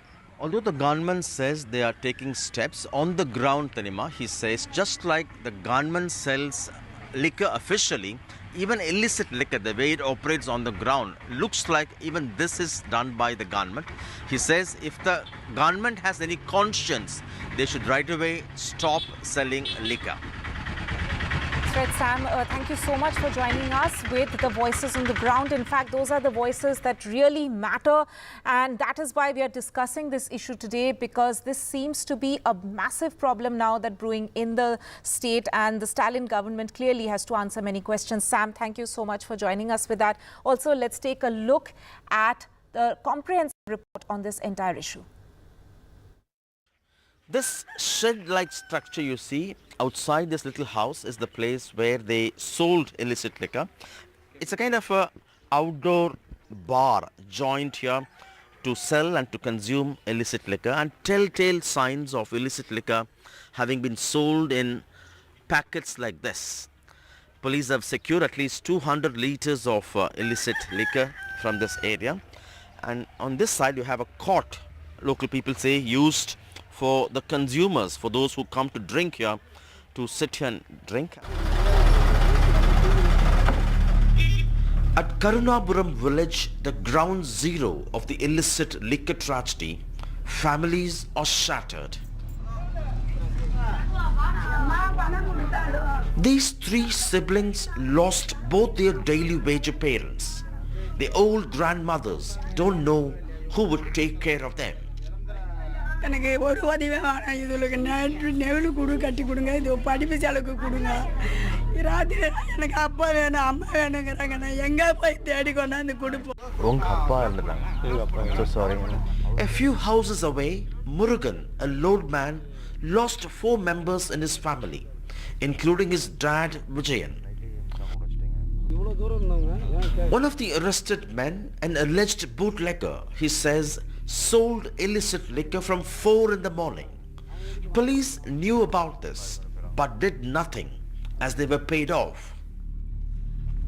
எல்லாத்துக்கும் மாமூல் போகுது, காசு நாங்கள் தரோம், நீ ஏன்டா போலீஸுக்கே மாமூல் போகுது, நீங்கள் ஏன்டா கேட்குறீங்க சார்? அதான் இருக்குது சார் பக்கத்தில் ஸ்டேஷன் 24 போலீஸ் வருவாங்க. வக்கீல் வீடு எல்லாமே லைனாக, வேறு எங்கேயும் இல்லை, எல்லாம் லைனாக சுற்றி தான் இருக்குது. The issue reverberated in the assembly, with opposition leader and AAP chief EPS demanding Chief Minister MK Stalin's resignation. Stalin hit back, saying the government has ordered strict action and will not spare the guilty. மக்கள் கொதித்து போயிருக்கின்ற இந்த சம்பவம் குறித்து கூட சட்டமன்றத்தில் பேசுவதற்கு வாய்ப்பளிக்கவில்லை என்றால் சட்டமன்ற உறுப்பினராக தேர்ந்தெடுக்கப்பட்டதற்கு அர்த்தமில்லாமல் போய்விடும். அமைச்சர்கள் மட்டுமில்லாமல் உள்துறை செயலாளரையும் டிஜிபியையும் நேரில் செல்ல உத்தரவிட்டிருந்தேன். அவர்களை 2 நாளில் விசாரணை அறிக்கையை கொடுக்க சொல்லியிருக்கிறேன். அந்த அறிக்கை கிடைத்ததும் அதன் மீதான நடவடிக்கைகளை துரிதப்படுத்துவேன் என உறுதி அளிக்கிறேன். நம் அனைவருக்கும் வார்த்தைகளால் விவரிக்க முடியாத அளவிற்கு வேதனையை அளித்துள்ள இந்த துயர சம்பவத்திற்கு பொறுப்பாளர்கள் மீது உரிய நடவடிக்கை மேற்கொள்ளப்பட்டு வருகிறது என்பதை தாங்கள் நன்கு அறிவீர்கள். More than 50 dead, and this is the second illicit liquor tragedy under the ruling DMK. The demand seeking MK Stalin's resignation, questioning his competence and control over the police force he heads, is getting louder. Pressure is also mounting on the DMK to implement phased closure of liquor shops, something it had promised earlier. At Karunapuram with Suresh, Sam Daniel, Find TV. Right, that was my colleague Sam Daniel's report, and as we said that we are raising this question as to who takes the onus, who takes the responsibility for this mounting body count in this hooch tragedy. We will be discussing this today with my guests who are joining me now. S. Muralidharan, who is a political analyst, Kovai Satyan, AIDMK spokesperson, and Yashovardhan Azad, former IPS officer. Thank you all for joining me on the show tonight. First question to you, Mr. Muralidharan. We heard from the families on the ground there. My colleague Sam was talking to them. Families have clearly said, who have been affected, that they want the liquor shops to be shut. Why hasn't it happened yet? Specifically because DMK government has seen 2 such tragedies back to back. Isn't that one of the clear answers, that we should listen to the people and maybe reduce the number of liquor shops, and specifically in some of these areas where everyone knows that there's illicit sale of liquor happening?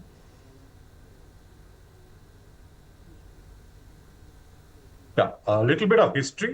just to put things in perspective and to understand what's been happening. See, in 1986, the government, I'll not give credit to any of these because this is a making of all the governments been in the ruling Tamil Nadu. So if you look at this, 1986, they shut down toddy, which is made out of palm trees and coconut trees, which is a toxicant, but it's an organic product, and which is still continues. States like Kerala and Goa still continue to export them, and they're doing very well. And this was stopped only to promote the synthetic alcohol, which is manufactured by the breweries and distilleries. Then later in 2003, the government brought an ordinance and monopolized the entire business, saying that we will not let it out to any private entity. The entire business will be run by us, right from purchasing and marketing it in all the outlets. So when this happened, two things happened. One is the quality of the product dropped and the prices kept going up. Now, every time when the government needed money, see, they run all these freebies, right? So whenever they keep running these freebies, they run out of money. So whenever they run out of money, they keep increasing the price. So there's an artificial inflation of price. And second, because of this, they started demanding bribes from, let's say, the manufacturers, the brewers, the brand owners, etc. So if a brand owner, let's say XYZ, gives X amount of money per crate, so paid in terms of crates, their product will be there on the shelf. If not, it won't be there. So the brand owners, so there was a normal competition between two brands to give the best product as best price. So if there's no such competition, what will happen? So they're not going to really bother about the quality. So because of that, the quality dropped, prices kept going up. Mr. Muralidharan, is the government not aware of the sale of this illicit liquor gangs? I mean, they must be operating for several... They're aware. They're very much aware. So what's being done about it? So that's what these families are asking. You can give them as many history lessons as you want, but the main question that they're asking is that what is being done about the sale of this illicit liquor, which everybody knows about as a state government, as state law and order machinery. It's not possible that your policemen on the ground are not aware of who's operating in which area. What's being done about it? They're aware. So, see, this is another channel. So and a person not doing who can't anything? afford. They're aware, but they're not doing it. That's the point. They're not doing anything. So they run, see, doing anything in the sense, see, if it's done by somebody XYZ, they can do something about it. This is done by the government, the people in the government, supported by the government. I'll give you two other instances. There was a superintendent of police who took a voluntary retirement for a simple reason that he felt he will not be able to control this illicit liquor trade. And something like this, whatever which is happening right now, could happen. He took a voluntary retirement somewhere end 2023. And before that, the ADMK government, ADMK party brought up this issue in the assembly, saying that, this needs to stop because this is going out of control. And there was a YouTuber by name Saukku Sankar who exposed the entire Kallakurchi incident, wherever this is happening. And he is behind bar. And they're trying to put him under gundas and keep him for a couple of years inside. So the government is very much aware. At this point. Yes, Mr. Muralidharan, let me bring in AIDMK, Mr. Kovai Satyan at this point. I know you will probably talk about the protest today and the fact that the Chief Minister, you've been demanding, your party's been demanding his resignation on this point. But let me put up another statistics for our viewers on the screens. If I can ask my producers to put up the information that we have collated together of the number of hooch tragedies across different states over the years, which clearly shows that obviously it's not just one state's problem. If we look at even dry states like Bihar and Gujarat, you've seen the statistics on the screen show you there that 75 people died in Bihar in 2022. In Gujarat, 42 people died because of hooch tragedy, of hooch cases. Again in 2021 in Bihar, over nearly 100 people died. So it's not just the problem of one state or one incident alone that we are looking at. Clearly, no party or government has done enough or is doing enough to tackle this issue. What did your party do when they were in power? What has AIDMK actually done in terms of curbing this menace, which has hit, at least over the past 2 years, we have seen Tamil Nadu suffering body blows because of this? Yeah, to answer your question, even in our manifesto, it was clear that the terminal goal of our party is a complete closure of sale of liquor in the state of Tamil Nadu. It will be done in a phase-by-phase manner. It will not be all done at but once. the information, you will please make your point, but I just wanted to point out at this juncture that the information on our the statistics that we have collated together shows that it's not just about shutting liquor shops. You know, dry states like Bihar and Gujarat also have seen a number of deaths because of this.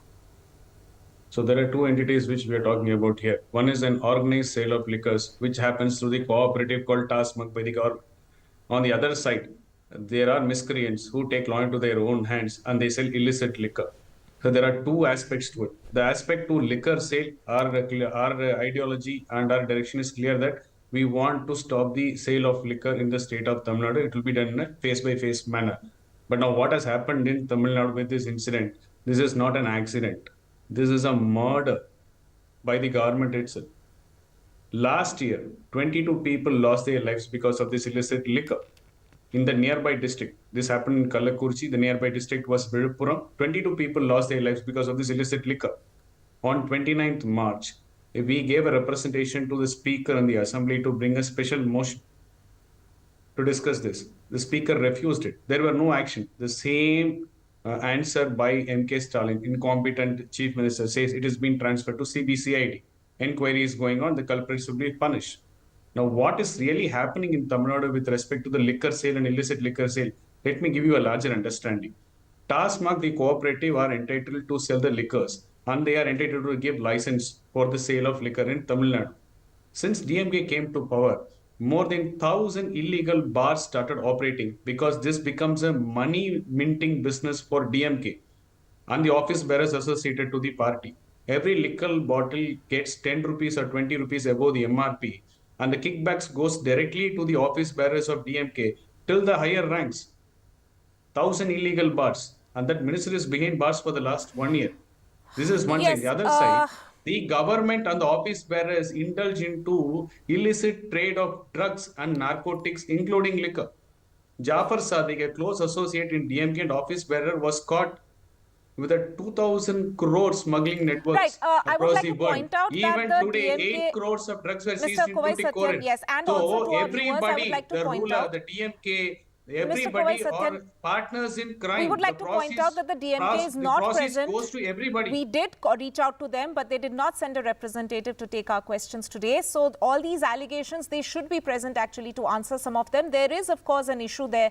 But to be fair, they need to be also hearing some of the points that you are raising in order to answer that or counter that or at least give their point of view. Let me bring all these were not allegations. These are all backed with data, which is there in the public domain, out in open. Yes, just that may be your point of view, but we will also need the DMK to answer some of these questions as well. They will not answer. They will run away. They have declined to be a part of the show today, but like the we CM have who are reached not out to present in them. Assembly today to answer. Let me bring in Mr. Yashovardhan Azad, who is a former IPS officer, to look at the larger issue. Mr. Azad, you've also seen the data that we have put out in terms of the number of incidents being reported from several other states as well. Illicit liquor gangs which are in fact selling illicit liquor, are they, according to you, part of organized gangs? And if that is the case, this is an organized crime, then shouldn't they be booked under more stringent laws? What are some of the ways that you can suggest to curb this menace? No, I mean, that's not the way to start, I would say. This is definitely an organized criminal activity. But the point is there are three aspects to this issue, and I'm sorry I differ with most of the things here. Number one, at a criminal level, we have forgotten the most important man in the district. He's called the excise officer.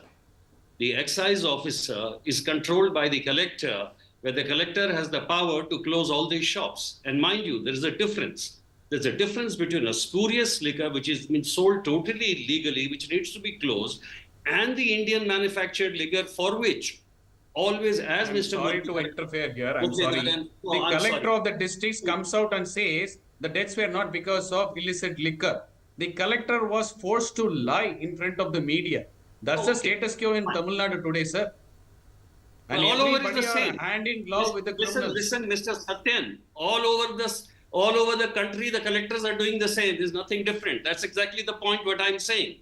The point is, Your excise is the money generating. It's like a milked cow. So every government depends on it, and that is why there is a lot of nexus between the government people and these excise contractors. But the problem is, these excise contractors often used to come to us and report that there is a spurious liquor being sold, and that's why that's the time when the excise officer should report to the police to file an FIR and give it. And secondly, tell the collector that you take action against these manufacturers. There are two things which have been done. Therefore, three things should have been done. The collector should have been suspended, you're right, the SP and the excise officer.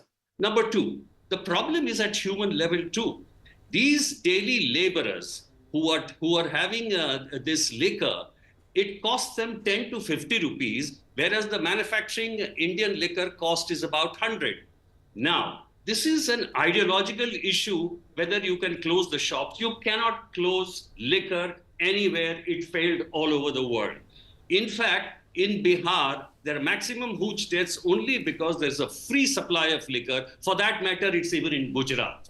So that is number two. What you need is a kind of an NGO, a protective shield to say what the laborers can do in the evening. What are they going to do instead of drinking? Just tell me. Number three is the administrative setup.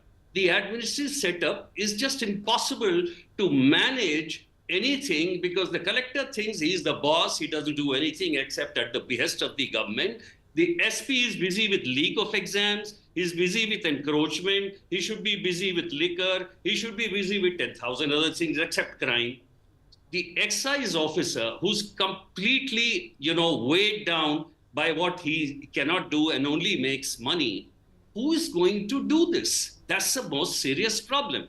You see, right. in one second, just hold on. There are 14,000 cases in 3 years in that district alone, and there were 10,000 arrests. This is the scale of the problem.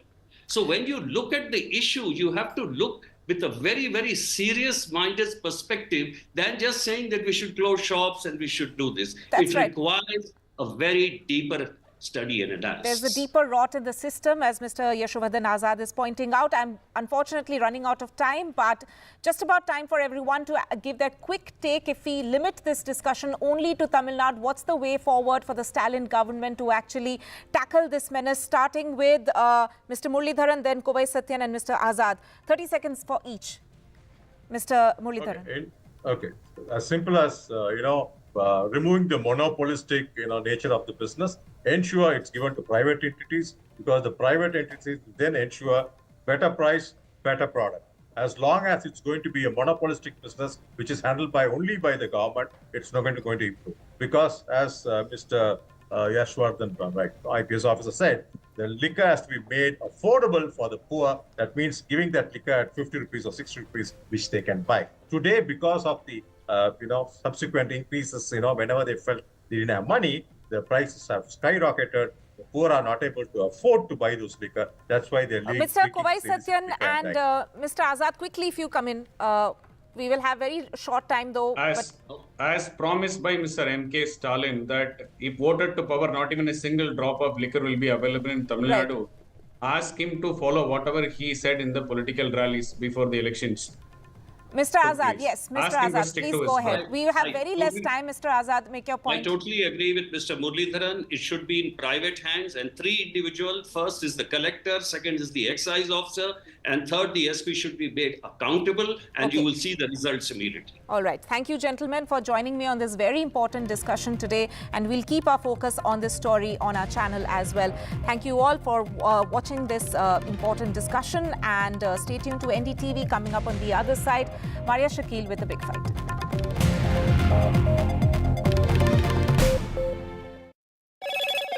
Hello, Moto. Motorola, India's best 5G smartphone brand.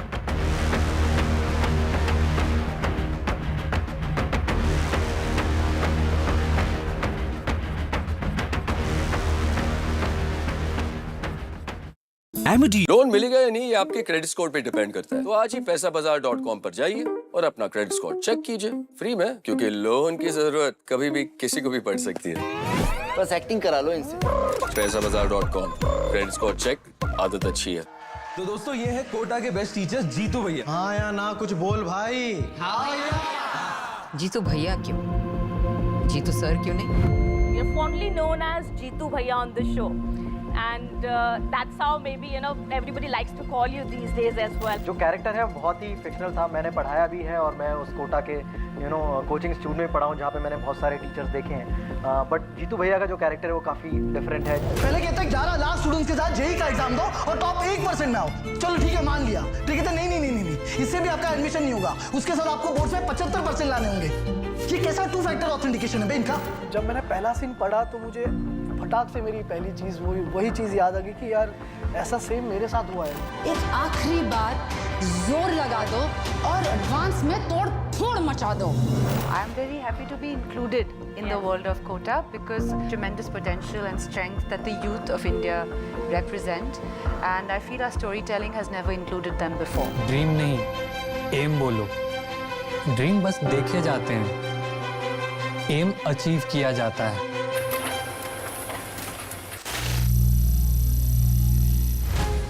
Some people say the metaverse will only be virtual. One day this lecture hall will be made of code, and driverless cars would be trapped in intersections. But even in this maze of the future, you can't wish away health. It's time to become more resilient.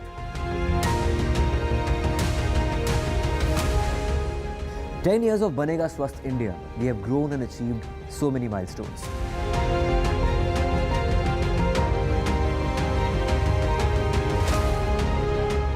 And now I have a plan to beat the urgency, to stop breathing with difficulty, to relieve getting choked with inactivity.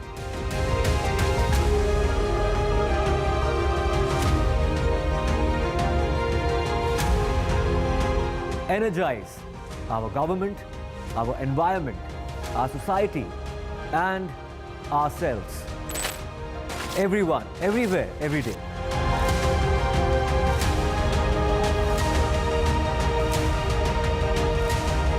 Banega Swasth India, one world hygiene.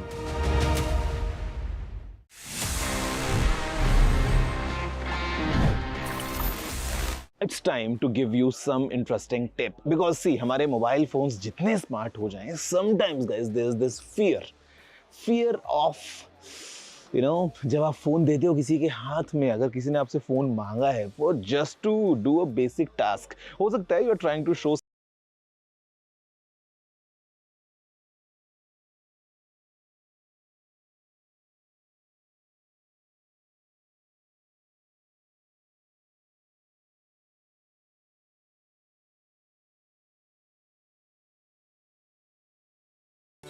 Stay informed and entertained with the new and updated.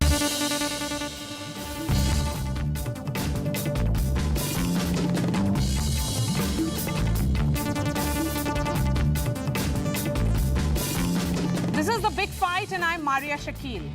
National Testing Agency is in the eye of a storm. The umbrella body, which conducts around 15 exams, such as college admission tests, UGC NET, JEE Mains, NEET, is facing a big test itself. Union Education Minister Dharmendra Pradhan has admitted that the question paper leak, also of NET, which was cancelled, is an institutional failure.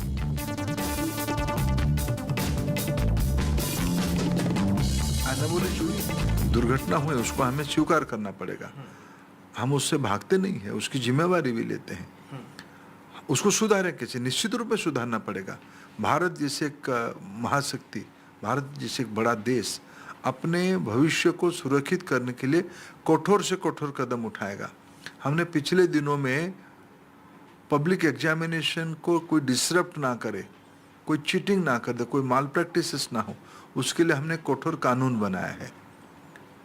वहाँ से लेके उसके administrative management तक हम कोई भी कसर नहीं छोड़ेंगे। That exam, that is the NET exam, is meant for the PhD admissions and recruitment of assistant professors to colleges. First NEET now NET. Two back-to-back exam controversies have amplified long simmering doubts among sections of higher education faculty, students, parents, whether the NTA has the right composition and adequate capacity to conduct nationwide tests that are crucial for careers. Student groups, faculties, opposition parties have questioned the competence of this exam body. Sections of students and candidates who have taken the NET say the NTA had witnessed several instances of alleged malpractices in the past. The history paper of the NET was circulated on social media in October 2022, with candidates alleging a paper leak. The NTA admitted that the paper circulating on social media was a true copy, but denied any leak, asserting that the copy of the paper had not been available in the public domain before or during the test. The CBI is probing allegations that a Jharkhand-based private firm had hacked the computers of the JEE, that is the Joint Entrance Examination main in 2021 for the benefit of candidates at a Haryana center and helped them crack the test. The NTA, remember, has barred 20 students from taking the JEE main test till 2024. So as the NTA faces questions, the question that we ask on the big fight tonight, has the time come to review the one agency exam system, which is the National Testing Agency? Let's bring in the guests now. Joining me on the show are Subramaniam. He is the former Secretary to Government of India of Higher Education and Social Justice. C.B. Sharma, professor here joining us, professor of IGNOU, and also former chairman of NIOS. Sujata Rao, former health secretary, is joining us. We have Abhishek Sharma, CEO of Vidya Mandir classes here in the studio. Mohan Kumar Mangalam of the Congress is joining us, Radhika Khera of the BJP, and students joining us, Anvi Gupta, NEET aspirant, Harshit Tripathi is a UGC NET affected student, and Aira Ali is a NEET aspirant. Sujata Rao, I'm going to begin with you, ma'am, because I'm going through this article which has been written by you. You have raised some very, very crucial, pertinent questions. You write that the policy of instituting NEET was actively considered in 2010 at the Ministry of Health to address three problems. And you talk about these three problems, but it appears all the problems have resurfaced. That's true. Can you hear me, Maria? Yes, ma'am, loud and clear. So are the viewers hearing you. Yeah, so those are the three problems, because at that time, our Secretary Health and the Medical Council of India brought this NEET idea forward on these three issues, saying that students were to take 46 examinations running across the country for getting admission into a college. So can we standardize that? But what was really worrying the MCI, at that time, it was not an elected body, it was a nominated body. And at that time, what they were worried was the kind of students that were getting admission in medical colleges had zero knowledge of botany and of zoology and physics and chemistry. That means the school system is so pathetic in our country that science education, basic sciences is very, very poor. So they said we have to have a standard cutoff where we ensure at least those students getting into medical colleges have a little bit of understanding of basic sciences. And the third was that appalling situation of capitation fees. So we said if we have a merit list and all private colleges can only take students from the merit list, whether they're rich or poor, whether they can pay the money or not, they have no other choice, we'd be able to curb the capitation fees. But I'm afraid none of these have been addressed. The fond hope at that time was that if you, setting the standard, and CBSE became the standard, we compared it to school education in states. We found the states, syllabus and the standards were far lower, but we did think that, the states would upend their standards, because after all, you have to have a national standard. You can't just go to the rock bottom. But that also, unfortunately, didn't happen. Tamil Nadu made attempts, and they might have improved their standards, but I think all states have. One exam NEET policy was attempted in 2013. But then was stalled due to the suspension of the scheme by the Supreme Court in response to what was petitions filed by private colleges. My question then is, that why was it brought in the first place? Because, of course, in 2016, a 5-judge bench restored NEET. But now that we are seeing multiple questions around NEET, NTA, do you think the problem is with the body, the NTA, or these exams?